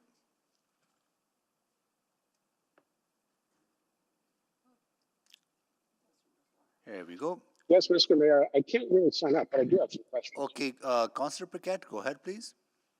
Yeah, so this is I'm really happy that you came out today, Philip. So can you tell me a little bit more about your experience with the engagement? Well, I got a letter in the mail. I almost overlooked it because frankly, we get a lot of letters about changes, bylaws and things like that. And it's really hard to know that they're actually important to your neighborhood. I got a second letter and I consulted with the proponent and I asked about this LRT alignment. I also sent in correspondence to the city and to the proponent asking why there isn't a public open house. The best they were able to offer was a one-on-one meeting with the proponent. The biggest issue, though, is it doesn't draw the attention of the broader neighborhood. Now, they assured me that they had done, mass mailouts and that everybody should be well aware of these changes. But again, if you think about the original development of the area structure plan and the level of community engagement and how very successful it was by just doing a few open houses and by inviting and that was done early on. It wasn't done at the end after everything had been developed. It was done during the initial visioning. And they had workshops with community members and everybody was engaged and everybody had come up with, in the end, a plan. Not everybody, there was some division. But for the most part, everybody was proud of the plan that was put forward and believed it was something that in 100 years we would still be proud of. When I look at this plan, I cannot imagine in 50 years, people will be proud of it. They will be belly aching and wondering why didn't anyone have the foresight to put through an LRT right away. Okay, great. And that is actually the key question for me about all of this is, are we actually going to be able to extend an LRT up through there? Because my understanding is that we were, but if I'm hearing now that we're not, that's deeply concerning. Because we should be making space for all modalities as we develop. Like maybe it's a BRT, maybe it's bus network, but ultimately it might be a LRT. And it sounds like you share that same concern. I made that 100% clear. Yep, I believe you did. Okay, perfect. I will ask that of administration. Thank you. Thank you, Councillor Paquette. Councillor Jans? Yeah, I was wondering if the guest wanted to share any other feedback aside from if we hear from administration that an LRT right away can still be considered. Are there other aspects of the plan that you or the community had taken umbrage with, given the fact as many of us weren't here as you indicated? Well, I've tried to socialize it in my own circles. I haven't gotten a lot of feedback. People, I think, have given up hope that the city is listening. I haven't. That's why I'm here presenting on behalf of the Community League. But could you be more specific? Could you be more specific about what exactly? Like I think you have Sorry. a very.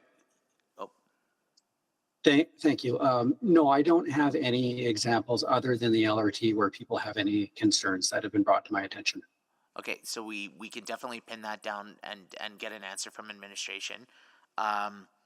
Was there anything else about the change of the mix of residential, commercial, or the composition or direction of the plan that was a concern previous? Not that I'm aware of. Okay, so in those previous engagements you talked about where the chambers were packed, the concern was securing LRT, is that correct? I'm sorry, when the chambers were packed, Oh, you that was said the there was all these folks who came to the meeting and it was very animated? So that was the initial delivery of the area structure plan. And so the entire community was engaged in the process from inception, visioning, all the way to the final public hearing to adopt the area structure plan. Okay, excellent. Thank you so much. I appreciate it. You're welcome. Thank you, Councillor Jans. So thank you so much for joining us. That concludes the questions to you. Now we will go to questions of administration. Councillor Paquette? Yes, thank you, Mr. Mayor. I am guessing administration knows what I'm going to ask. And that is about the LRT extension. I'll let Faisal Saeed take that one. Councillor, in terms of LRT, as mentioned in the presentation, the term mass transit is not eliminating the option of LRT at all. It is basically looking at transit in this area, which will be technology agnostic, and looking at how the demand occurs over time. It could take a shape of BRT in the initial stages, and then if the demand exists, then it can definitely be LRT. Okay, and so there is room enough in that corridor to extend LRT from, say, Gorman, when Gorman gets developed? That's correct. In terms of now that the LRT, the mass transit alignment is running along the existing arterials, that being 18th Street and then Arterial B as it goes east and north along Meridian and 195. All these arterials will require, next stage will be to do a concept plan. And that concept plan will incorporate accommodation of future mass transit, and whatever land is required, that will be dedicated through the subdivision process. Okay, so that's the assurance that land will be set aside specifically along that corridor for potential future LRT expansion from Clairview to Gorman to Marquee. Yep. So Clairview to Gorman already has concept plans, and currently we are requiring land dedication as part of the subdivision in Gorman. So that will be the process going forward in Horse Hill as well. As subdivisions come along, they will be vetted against the concept planning done for that arterial and the amount of land needed to incorporate mass transit. And that dedication will happen at the subdivision stage. Okay, so, and just to be clear, so Gorman, the community is building out now, and that track is already set aside. So then from Gorman to Marquee, because I hear what the speakers worry about. There have been areas where we're like, well, we got to extend LRT, and then we end up having to expropriate. So that is not the case here. Going to Marquee, you will not have to expropriate land. There is the corridor that we're setting aside. Yeah. Sorry, Councillor. I mean, you know, after the fact, like we're not going to be building, approving, buildings along that corridor and then having to remove them. That would be separate from Gorman to Marquee. So you are cutting out a bit, but I'll try to rephrase your question if you can confirm that for me. The risk you are talking about is around let the development happen without the consideration and later on city expropriating the land for mass transit?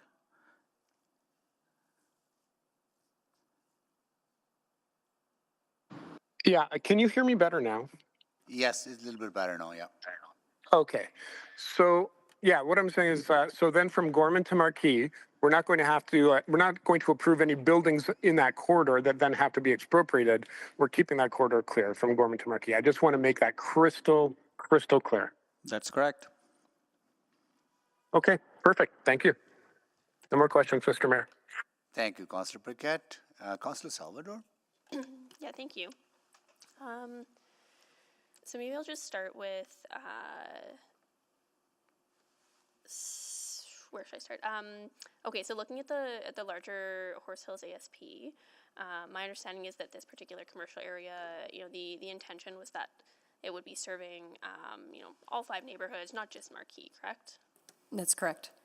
Okay, and I guess that's in line with our expectations around a district node. Correct. Like this one, okay. Because what I'm struggling with is it seems like a fairly significant reduction in commercial area here. So what is that going to mean for all 5 of those neighborhoods and their ability to, live locally and be able to meet their needs close to home and have enough easy access to commercial and amenities? Yeah, and I think that it's really about getting a slightly more compact urban area. We really are talking about an area that was originally planned to be approximately the size of South Edmonton Commons, which is quite huge. And we can see how South Edmonton Common is, it's large, it has a lot of parking spaces, there is no lack of opportunity to get there. Do we need to build that style of suburban development anymore? I think the shift has been away from that a little bit. And so this brings it more in line with something a bit more accessible. Okay, and then can you help me square that with the reduction in mixed use as well? Because I guess my expectation would be if we are being more compact, moving away from sort of the South Edmonton Common style, that there would be a higher proportion of mixed use in that commercial area. Yeah, and again, I think that the opportunity still exists within that commercial area for the mixed use, so those are built into the plan. But initially, and again, I'll draw your attention to another area that's more similar to this, where's the Currents of Windermere, where again, you start off with more of that larger scale commercial area, but there are opportunities as the need arises to kind of build that density into those spaces. And so again, the mixed use that was originally planned to be there was over such a large area that you couldn't quite fill it up with both the uses. And so this is kind of a way for the applicant to bring it more in line with something that could be more achievable in the 20 to 30 year time frame that we'd be looking at a build out for. Okay, I appreciate that answer. And then, yeah, I appreciate the answers to Councillor Paquette's questions around LRT as well. I might just ask, I understand that the justification is around greater flexibility. I'm just picking up on what the speaker said around the routes themselves being pretty tight, I guess.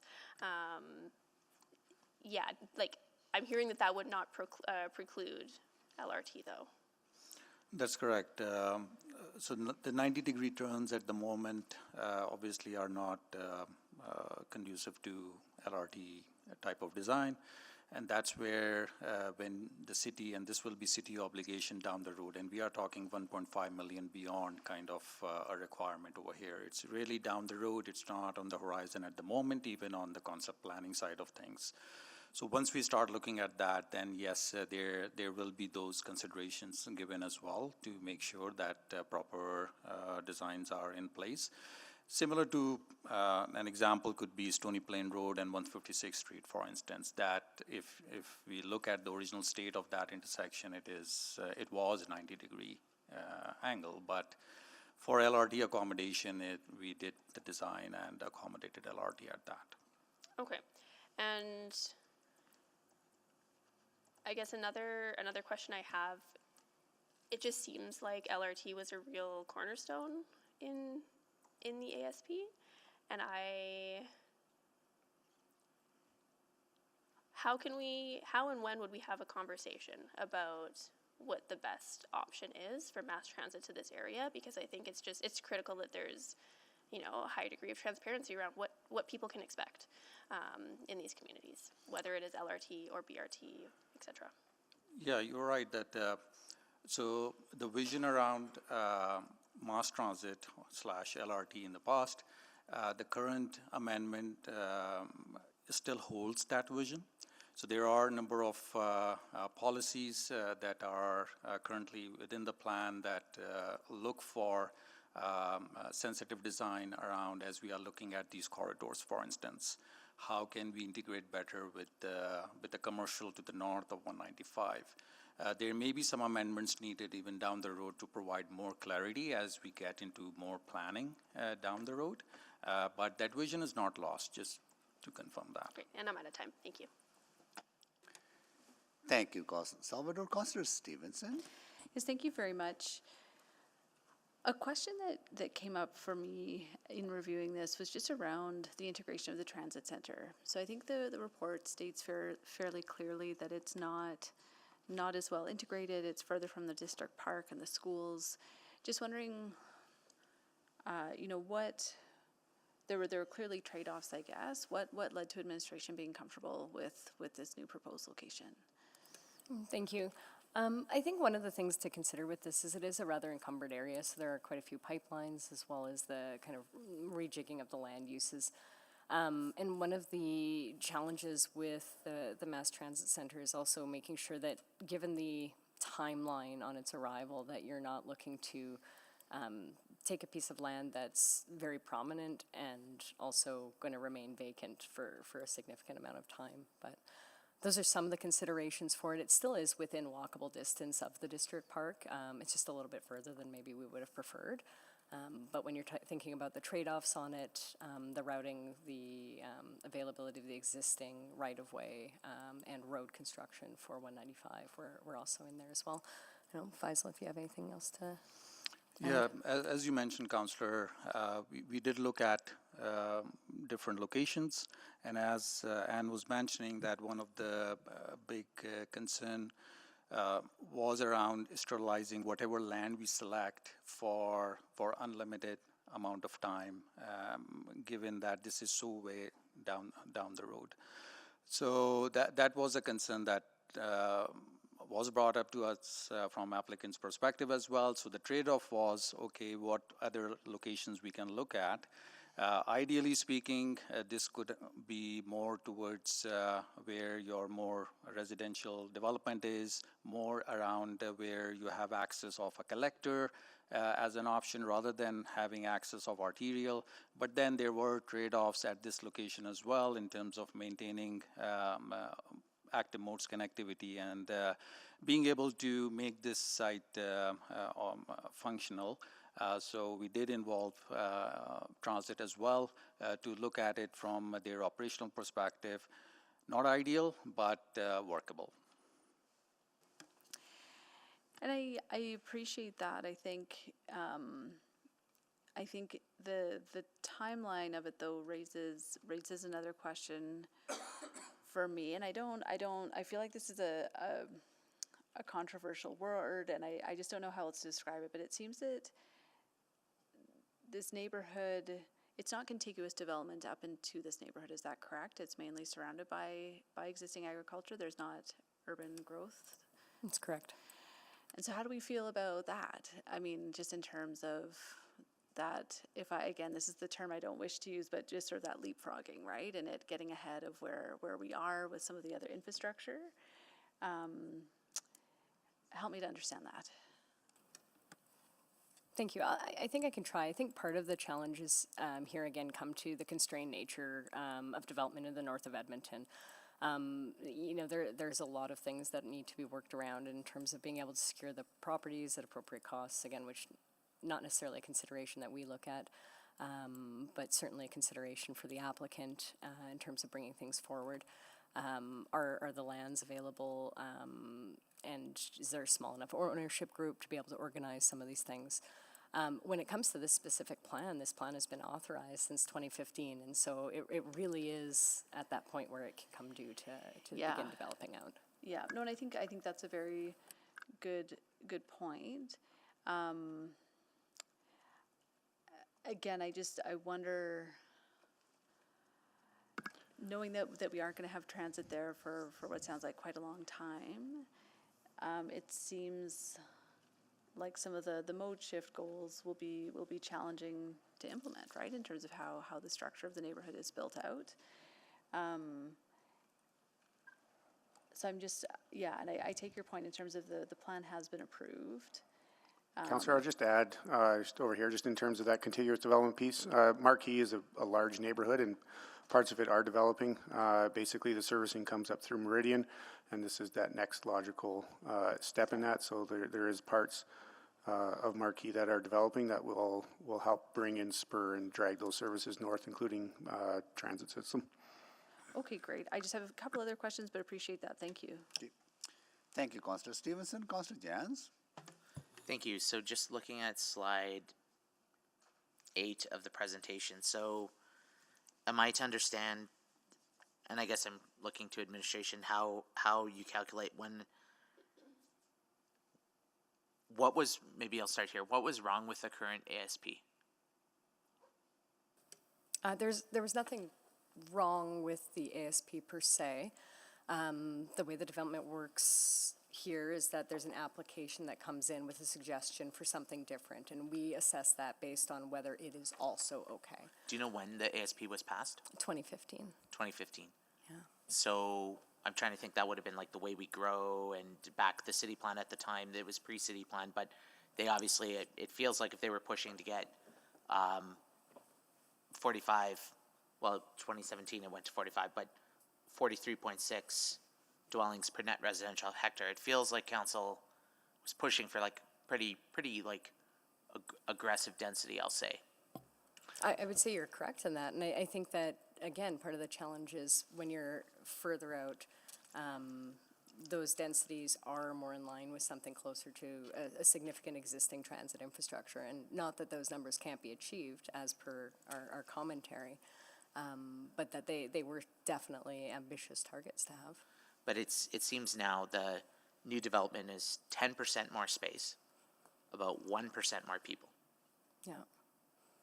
It's also a very large area. So if you think about the Marquee neighborhood as a whole, it's about 1,000 hectares, I believe, is maybe just over 1,000 hectares, which is very large for an NSP. And so the reduction in this one area where most of the dense population was really impacts the overall density quite significantly, even though it's in one small kind of quarter section. But I guess 10% more space, 10% more snow removal, 10% more sidewalk. Mm-hmm. Why would admin recommend this? Again, it's in line with what's approved. So I mean, this approved based on the EMRB requirements for this area. So but that's the like lower threshold. Well, it's 30 to 40, and it's at 38. But that's still way lower than what was approved, even in 2015. Like in the olden days, they set a way lower. Okay, 10 years ago, yeah, they set a threshold. So I guess I'm trying to understand like what would justify such a dramatic walk back. Councillor, I think there's been a realization that it was probably overly ambitious to start with in an area such as this. We've got past experience with areas like Windermere, which was probably a little ahead of this area in terms of developing out. And it's only today that we're seeing those densities finally come up in those areas and those vacant multifamily sites get built out. That's not to say it won't happen here, But this is where we see it going in the short term, while it kickstarts itself. There are also other neighborhoods up here ready to come on in the future, so we can look at those to get some more density in the overall ASP. So am I to read these numbers as maybe a floor, not a ceiling? Would that be a better way of describing it? I think they are. I think that's correct. And as we've discussed in previous councils, the terms of reference and the density targets are being adjusted as we speak. These are based on the previous ones. So they may, in reality, they may be a little higher than what we're seeing here. But these are kind of our benchmark numbers that we go off today. And on the Windermere example, correct me if I'm wrong, again, before me, but wasn't Windermere zoned that everything there is currently has like the ability to upzone when they want to? Like they put in a Cabela's, but that could be a Cabela's plus a 12-story in future? Yeah. Those also exist here. So in that So that commercial is built core in. area, there are opportunities for additional density in there Okay, as well. so it may go in at 2028. It's a Cabela's North, or double North. But then, yeah, we love our deer. But then in future, it could be it's zoned in that there could be density additions here. There's special area zones for this area that do allow for that kind of And are we development. building that in tip to tail to our sewage, our drainage, our everything that we're anticipating when desired or required, we could have that density? Yes, we are. Okay. So, because why when I read this and see a reduction in fewer dwellings, a negligible population change, but a lot more snow removal need, I get nervous. So I'm trying to understand what else I'm missing here. Maybe I'll yield to my I'm sorry, colleagues. is that I don't know. I'll I'll see. Well, I'll see if question? my colleagues have other suggestions too. Okay, thank you. Thank you, Councillor Jans. Can you take the chair, please? Taken. Thank you. So the Horse Hill Area Structure Plan was approved in 2015. I remember I was on council at that time. And indeed, this chamber was filled with people and outside as well. How much of the Horse Hill Area Structure Plan, how much development we have seen in that area so far? Council Messoe, I think we've seen two neighborhoods approved, Marquee being the biggest, Quarry Ridge is the other one. There's still 3 more to go. It's been very slow to take off, I think, is probably the answer to your question. Yes, so I think some of your answers are kind of popping up a question in my mind that if we are too ambitious on density, does that slow down growth? It can. Right? Is that what you're seeing in this case, that the targets were very ambitious? I remember those targets were very ambitious, and to be fair to the developer, they actually brought those targets forward as well because they thought they'll achieve those targets. Yeah, no, thank you for the question. I think we have to be careful not to attribute too much of what is happening to one specific item. So while the ambitious targets may be part of what's unfolding, we've also had COVID, we've also had other factors come into play as well. So I don't know that it's an indication or a single source that you could really say is the cause of that.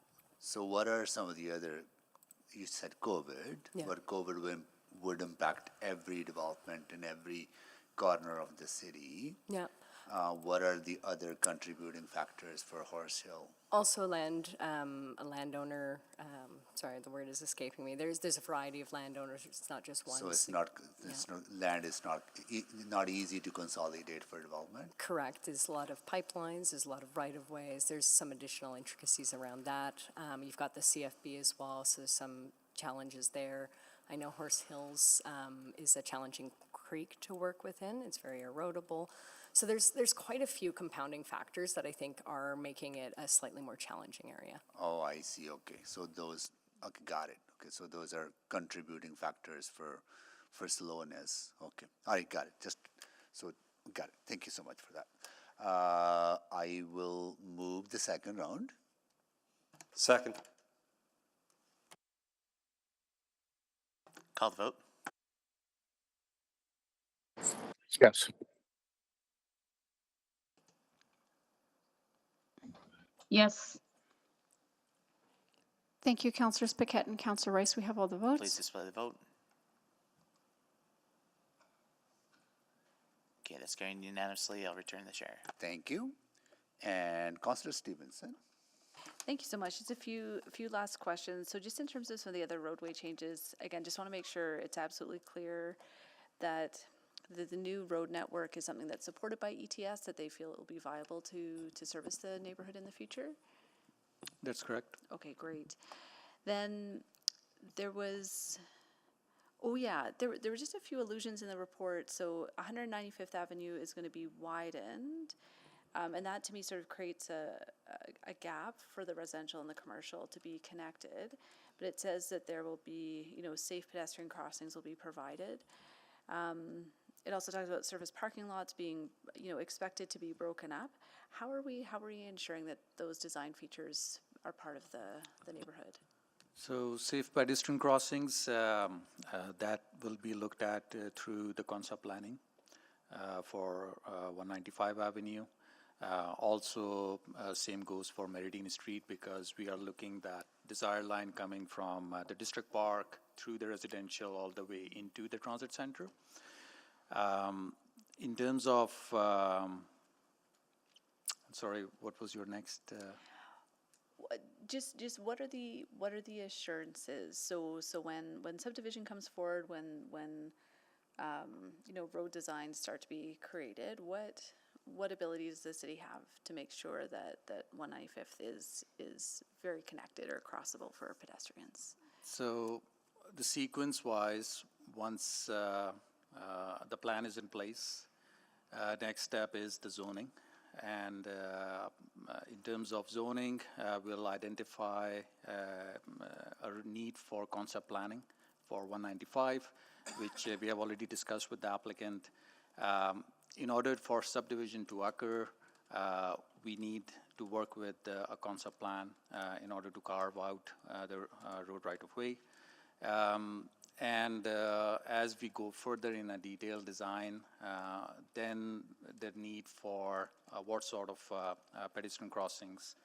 One more thing that is outstanding for this file is the transportation impact assessment that is expected to be submitted. And that will take a closer look at the operations of transit center, for instance, and that will be vetted through transit as well to make sure that their operational needs are met. Okay, and there are policies in the plan that would enable higher standard pedestrian crossings, for example. Is there language there around connectivity? Yes. So if you look at your package 460, page 463, there is some guidance provided. For instance, I can just read one as an example. Create a distinct human-scale town center defined by Main Street commercial and located adjacent to supporting commercial uses, district park site, and with convenient access to public transit, including mass transit. So again, high-level direction, but at the ESP level, I think that's the expectation set to be then followed up later. Okay, great. And then the report speaks to some of the corridors. It talks about environmental corridors being removed.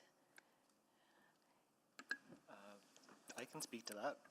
Donovan Peterson, Acting Supervisor for Drainage Move close to the Planning. mic, please.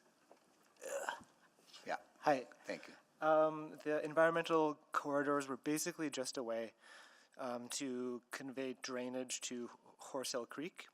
But as Anne mentioned earlier, Horse Hill Creek was found to be highly erodible. So, and permanent outfalls were not recommended to be placed within the creek. So the current plan is to have everything go to the river instead, so we don't need those corridors for drainage. But do we still need them for ecological connectivity? I don't think they ever really had that purpose, but maybe Anne can chime in. That's correct. They were really intended for the purpose of the drainage, and then the ecological piece was a bit of a way to make sure that they were well landscaped.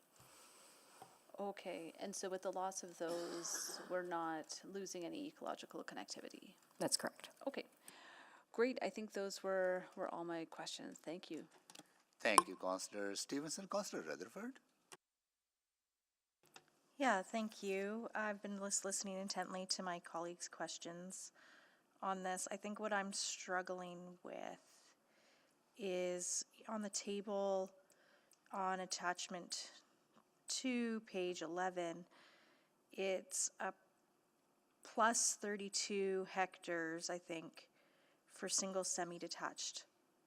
And then there's a reduction in low rise and medium rise in that table. And that seems like a pretty significant jump, especially when council's been talking about the need for more purpose-built rentals. I'm guessing those are mostly going to be the RFS zone then, the residential flex zone. That would be the most appropriate zone for those areas, correct? Yeah. So I guess I'm kind of like in line with Councillor Jans's questions, like, is it just because it still is in alignment with the EMRB? It's not just because it's in alignment. However, that helps significantly because that really is the benchmark in terms of the densities that we're expected to uphold. When we consider this, again, you're looking at it more holistically, the ability to redevelop over time, where you're going to put that density. And so, yes, there's been an add of additional low density within that kind of area, but where possible and where more strategic and where we think it'll build out. So what are the time horizons? Maybe this is to Ms. Petrum. What's the time horizon estimated for the city plan? When the city plan was approved, what was the time horizon for 2 million? They use population horizons, not time horizons. But I thought that the population horizons also had estimated time it would take to hit that number. Yeah, the city plan, as Ann said, is population horizons, Yes. but estimated to be 60, 65 years.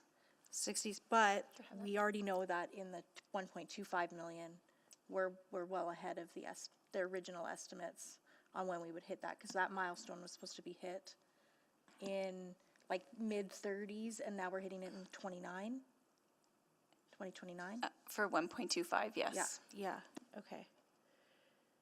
So the thing, okay, so then with because I get the idea of the rebuildable city, and I understand where administration is coming from with this. But I also have something swirling in my mind of like, if you want something built, like from a systems thinking perspective, one of the thought leaders around systems thinking is build it right in the first place. And that's what I'm struggling with. And if we build single family homes and people move into those single family homes, we're looking at probably a 50-year time horizon before many of those single family homes could be rebuildable to something else. I would say that's correct. And so that would put us well beyond the 2 million mark. So we're really saying single family homes in to those locations to 2 million. Yeah, and most of the single-family homes, so if you look at that table, you'll see that the single and semi-detached houses, the plus 32, is primarily coming out of the town center, not necessarily of other types of houses. There's the small decrease in the low rise. Is it also to accommodate for the dangerous goods route? Because I know in the portion there of the report, it says that no setback requirements for the pipelines, but there is that land within 55 meters of the dangerous good routes is limited to low density. Is this an adjustment because of that? I would suggest that the adjustments aren't necessarily individually attributable to one thing, but that's one of the examples of the more challenging nature of this area, because you have, again, a lot of different areas that require sensitive uses or sensitive transitions that it can make it more difficult. What, in compare and contrast, what's the current projected density ratios for Greaseba? To give me I need a visual, conceptual basis. Sorry, just give me a second to pull that number. I don't have that one. By the time that neighborhood's built out, it's going to be like 13,000 people. So what's the hectare population per hectare? The current portion of Greaseba that's under development would have followed the old capital regional growth targets, which would have been that 30 to 35. So if you were to look around the existing commercial, and then to the north, that's around that 30 to 35. It's nowhere near what current new neighborhoods are hitting Okay. in the outer rings. Okay, that gives me a good visual. Thank you. Thank you, Councillor Rutherford. So that concludes the questions to administration. At this time, I will ask if council colleagues have any questions to administration or folks in opposition and in favor on any new information arisen out of the previous conversation. Councillor Jans? Yeah, I wanted to offer the applicant a chance to respond to some of the questions I had been posing just about the value add of I'm going to buy time while they're coming down. You can restate your Sure. Your question.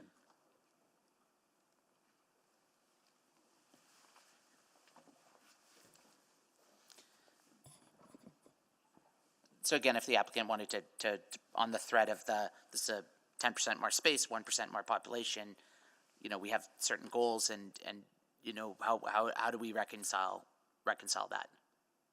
So in terms of the changes to the ASP, so again, we're only changing 60 hectares of the larger 1,000 Sorry, hectares.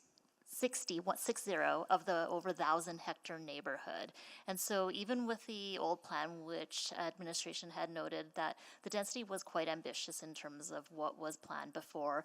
And as we stated too, a lot of commercial developments have changed over time. And so kind of what was anticipated for the amount of commercial mixed use isn't really feasible for us to build at this time. And we did take a look at some other commercial developments. And so I think Windermere was used as an example. The development of Windermere, the commercial area, started in 2007 with the first building, and they're just looking at the first mixed-use residential building today. I think it's in permitting right now, so it has taken about 17 years for that to come to fruition. The ASP, the NSP, and the zoning all allow for opportunities for residential in Horse Hill, so that will come. Within the old development, there were still the same amount of roads, infrastructure, and everything that was still to be contemplated there as what would be needed now for a residential development, because you would still need access to all of that. Right. Do you want to speak to the change in the movement of the transit center? It used to really be kind of the center stage, and now it looks like it's stage north. Yeah, so it is slightly north. It's probably only maybe a couple-minute walk from where it was previously anticipated. It was more internal to kind of the town center. The town center was moved north, and so it's now central to the town center and some of the higher density residential, which is all along 195th Street, or Avenue, sorry, and then is just a short walk, less than 10 minutes, to the district park as well. Okay, so still has that connection, and Correct. Yeah.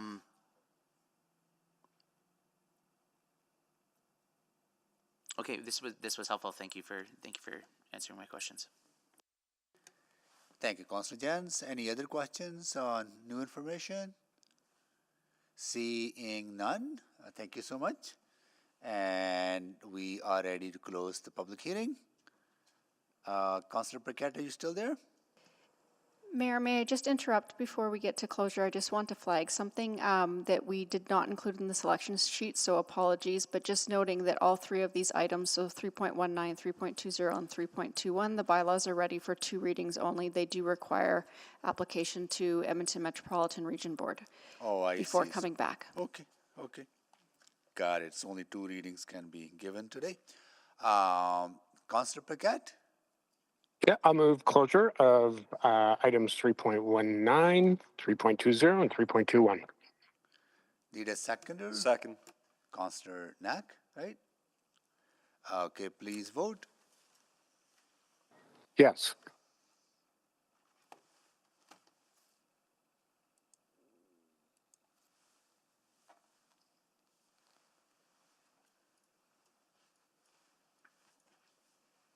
We have all the vote.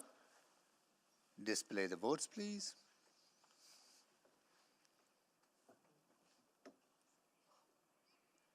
That is carried. Okay, Mr. Mayor, I'll move first reading of the same. Second by Councillor Knack. So we have first reading on the floor. Anyone to speak?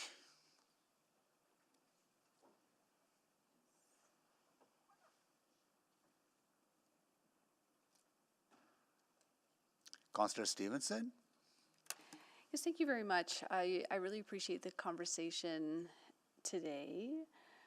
I think that on, you know, this is a tricky one. This is a tricky one because we're planning for a neighborhood which, you know, we want to be transit oriented, that we want to be mixed use and dense and walkable, but recognizing that full vision is far in the future, particularly in terms of the services that the city will be able to provide. That said, this planning and this expectation has been set and set quite a many years ago through the neighborhood structure plans that currently exist. And so when I think about a perfect world, it maybe doesn't look like this, but if it's looking at the current NSP compared to the amended or proposed NSP, I do see some positive changes there. I think, you know, making the commercial area smaller is a positive step. I think that will make it more locally serving, and again, with some of the commitment to being walkable, you know, really supports that overall vision. I do have some hesitations around the relocation of the transit center. You know, I do really take the point around some of the limitations of the land, and I see it in its proposed location. You know, there being logic to that. It's certainly not outside of reason. It will serve the commercial area. It will serve the higher density residential as well, and make use of some fairly marginal land, which is very positive. I'm hearing from administration that there will be really careful work done to ensure that connectivity remains from the school sites to transit, which I think will be really essential as well. You know, I think overall this really raises a lot of questions or at least thoughts around how we plan our growth areas, what that looks like, and what it means to create ASPs and NSPs, how we can open certain doors that then become very hard to close in the future, given the hard work that goes into planning these areas and bringing them to fruition. So I'll certainly be reflecting on that in some of our conversations tomorrow as well. But at this point, again, appreciate the work that the team has done, that our city team has done to get to this point of creating something viable that, again, I think is still working to meet a number of our objectives. And I think, again, has improvements over some of the current NSP provisions. So I will support and, again, appreciate the conversation today. Thank you, Councillor Stevenson. Before I go to Councillor Jans, I would like to welcome some visitors to City Hall, and they are students from age 12 to 18 years, and some of them are from Edmonton, and some of them are visiting us from Montreal, and they are here with their teacher, Susanna Day. Thank you so much for joining us. Bonjour. Right? And I hope you're enjoying your visit to beautiful city of Edmonton from those who are coming from Montreal. And are you here just for one day for City Hall, or you're here for 1 week? Are you part of the, you're not part of the City Hall school, right? Are you?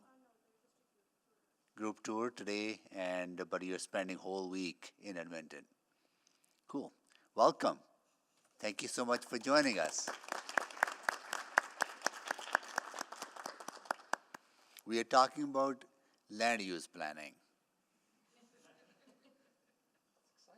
It is very exciting. This is how we build our cities, right? Where people live, do business, and commercial growth and everything else that comes with building a great city. So with that, I'm going to go to Councillor Jans to speak to this item.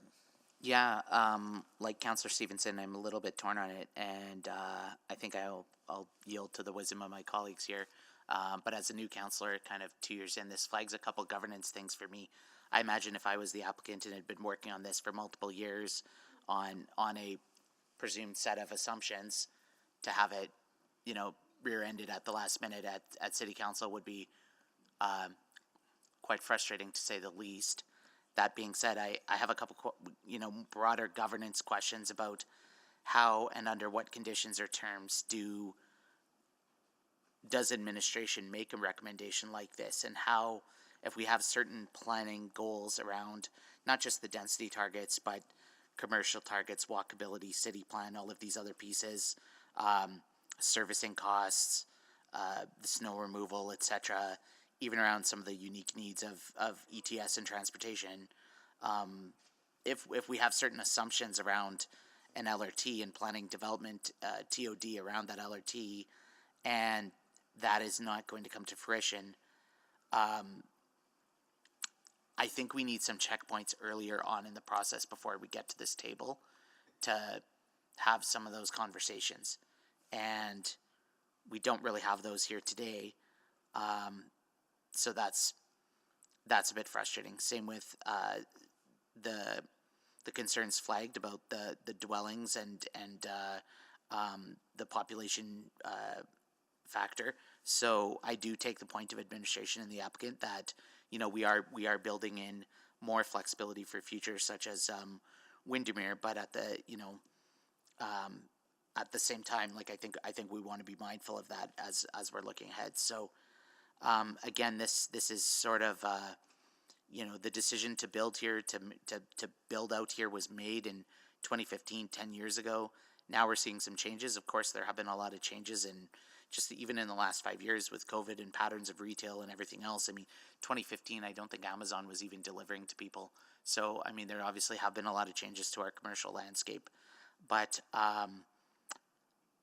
what I would like to have is a little more conversation about how we align these kinds of decisions with our broader sustainable goals for building a financially responsible city. But I realize today, and this project here and this application here may not be the opportunity to have that conversation. So a lot to think about, and I'll listen to my colleagues. Thank you, Councillor Jans. Councillor Knack.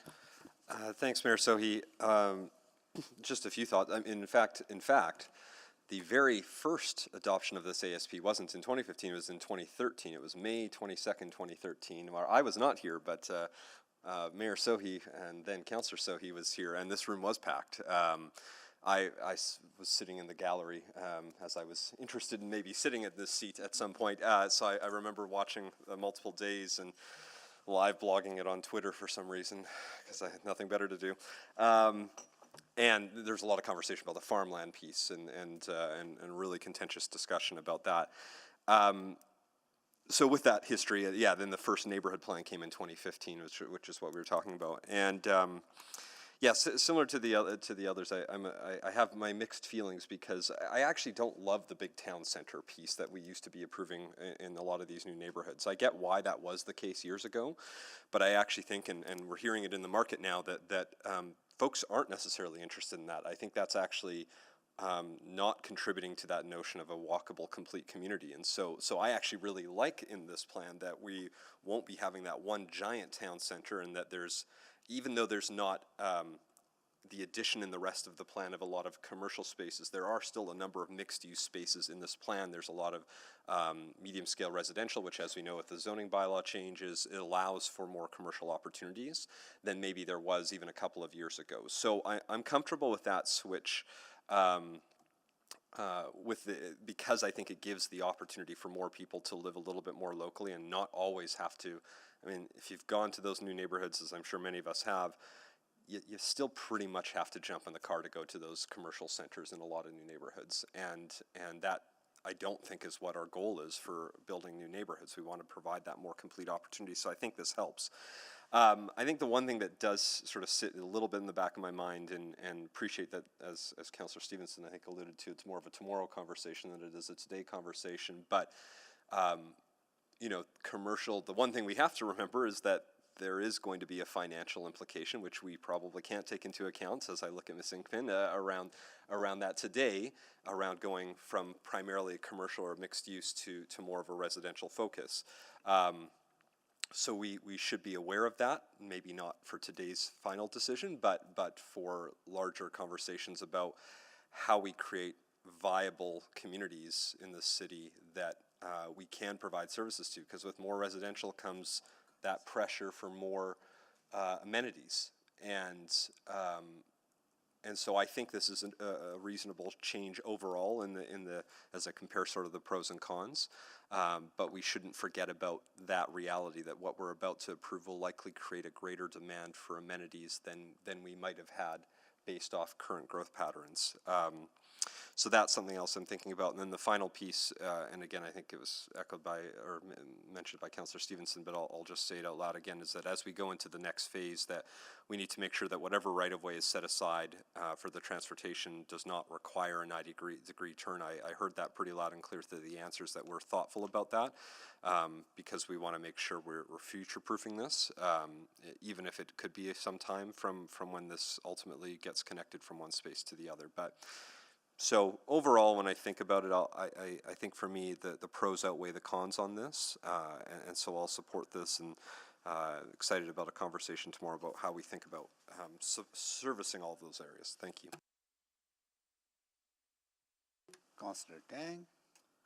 Yeah, just very quickly, I think my colleagues were pretty spot on in terms of there's a separate conversation to be had. And, you know, I think last week at the Urban Planning Committee, we also talked a lot about, you know, this whole notion about growth and phasing growth plans in the south, really also wanting to see more activity and developments on the north side. And I'm seeing this application here, and I think this is kind of what we've been talking about.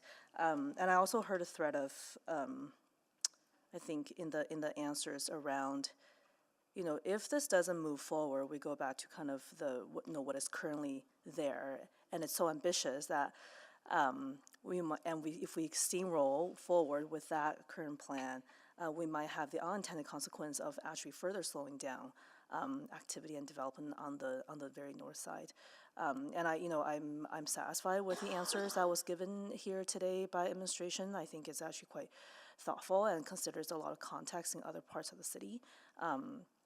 So I think for now, I would like to see activities start to happen, and I like to see them happen more quickly. And if this is one step towards that, I am supportive. Okay. Thank you, Councillor Tang. Councillor Paquette to close. Thank you, Mr. Mayor, and thank you to all my colleagues who have asked excellent questions, the same questions I've peppered the applicant and administration with over the past 3 years. So that's really wonderful. So it leaves a little bit less on my list to have to address. I just want to thank everyone for their hard work. And I do want to thank our speaker for coming out and raising a really important issue about getting clarification and also about engagement. You know, during COVID, our public engagement dollars diminished and they haven't quite gotten back up to speed. So that's something that we're going to have to work on. And that was made very clear today. So we still do engage. It's just that public component. That budget was slashed, and right now, due to tough times, it's still a little bit diminished. So we'll work on that one. But I'm glad to hear that we're not going to be doing a 90-degree turn for that capital line, because that would be pretty hard for that kind of track.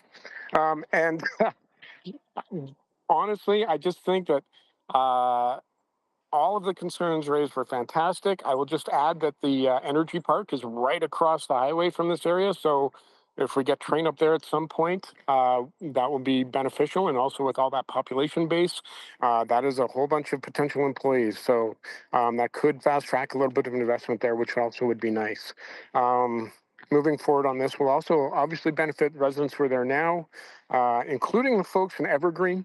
They're experiencing some development right now on the other side of them, and that will help to bring more transit to the area and a few more amenities. So, I think these kinds of plans never end up pleasing everyone in exactly the way they want, but I can accept it as is, and I hope, from the sounds of it, and I don't know, I can't presuppose, perhaps council does too. Thank you, Mr. Mayor. Thank you, Councillor Paquette. So please vote. Yes.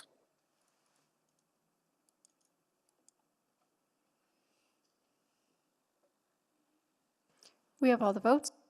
Display the votes, please. That is carried. Councillor Paquette, you want to move the second reading? Yeah, I'll move the second of the same. Second. Thank you. So please vote. Yes.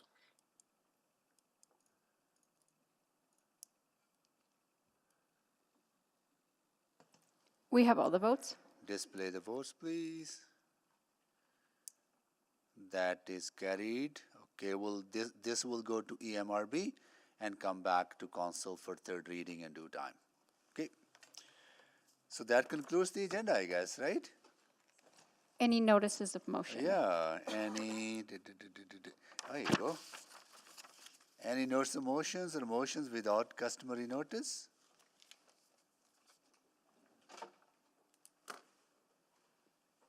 I don't see any. We are adjourned at 3:16.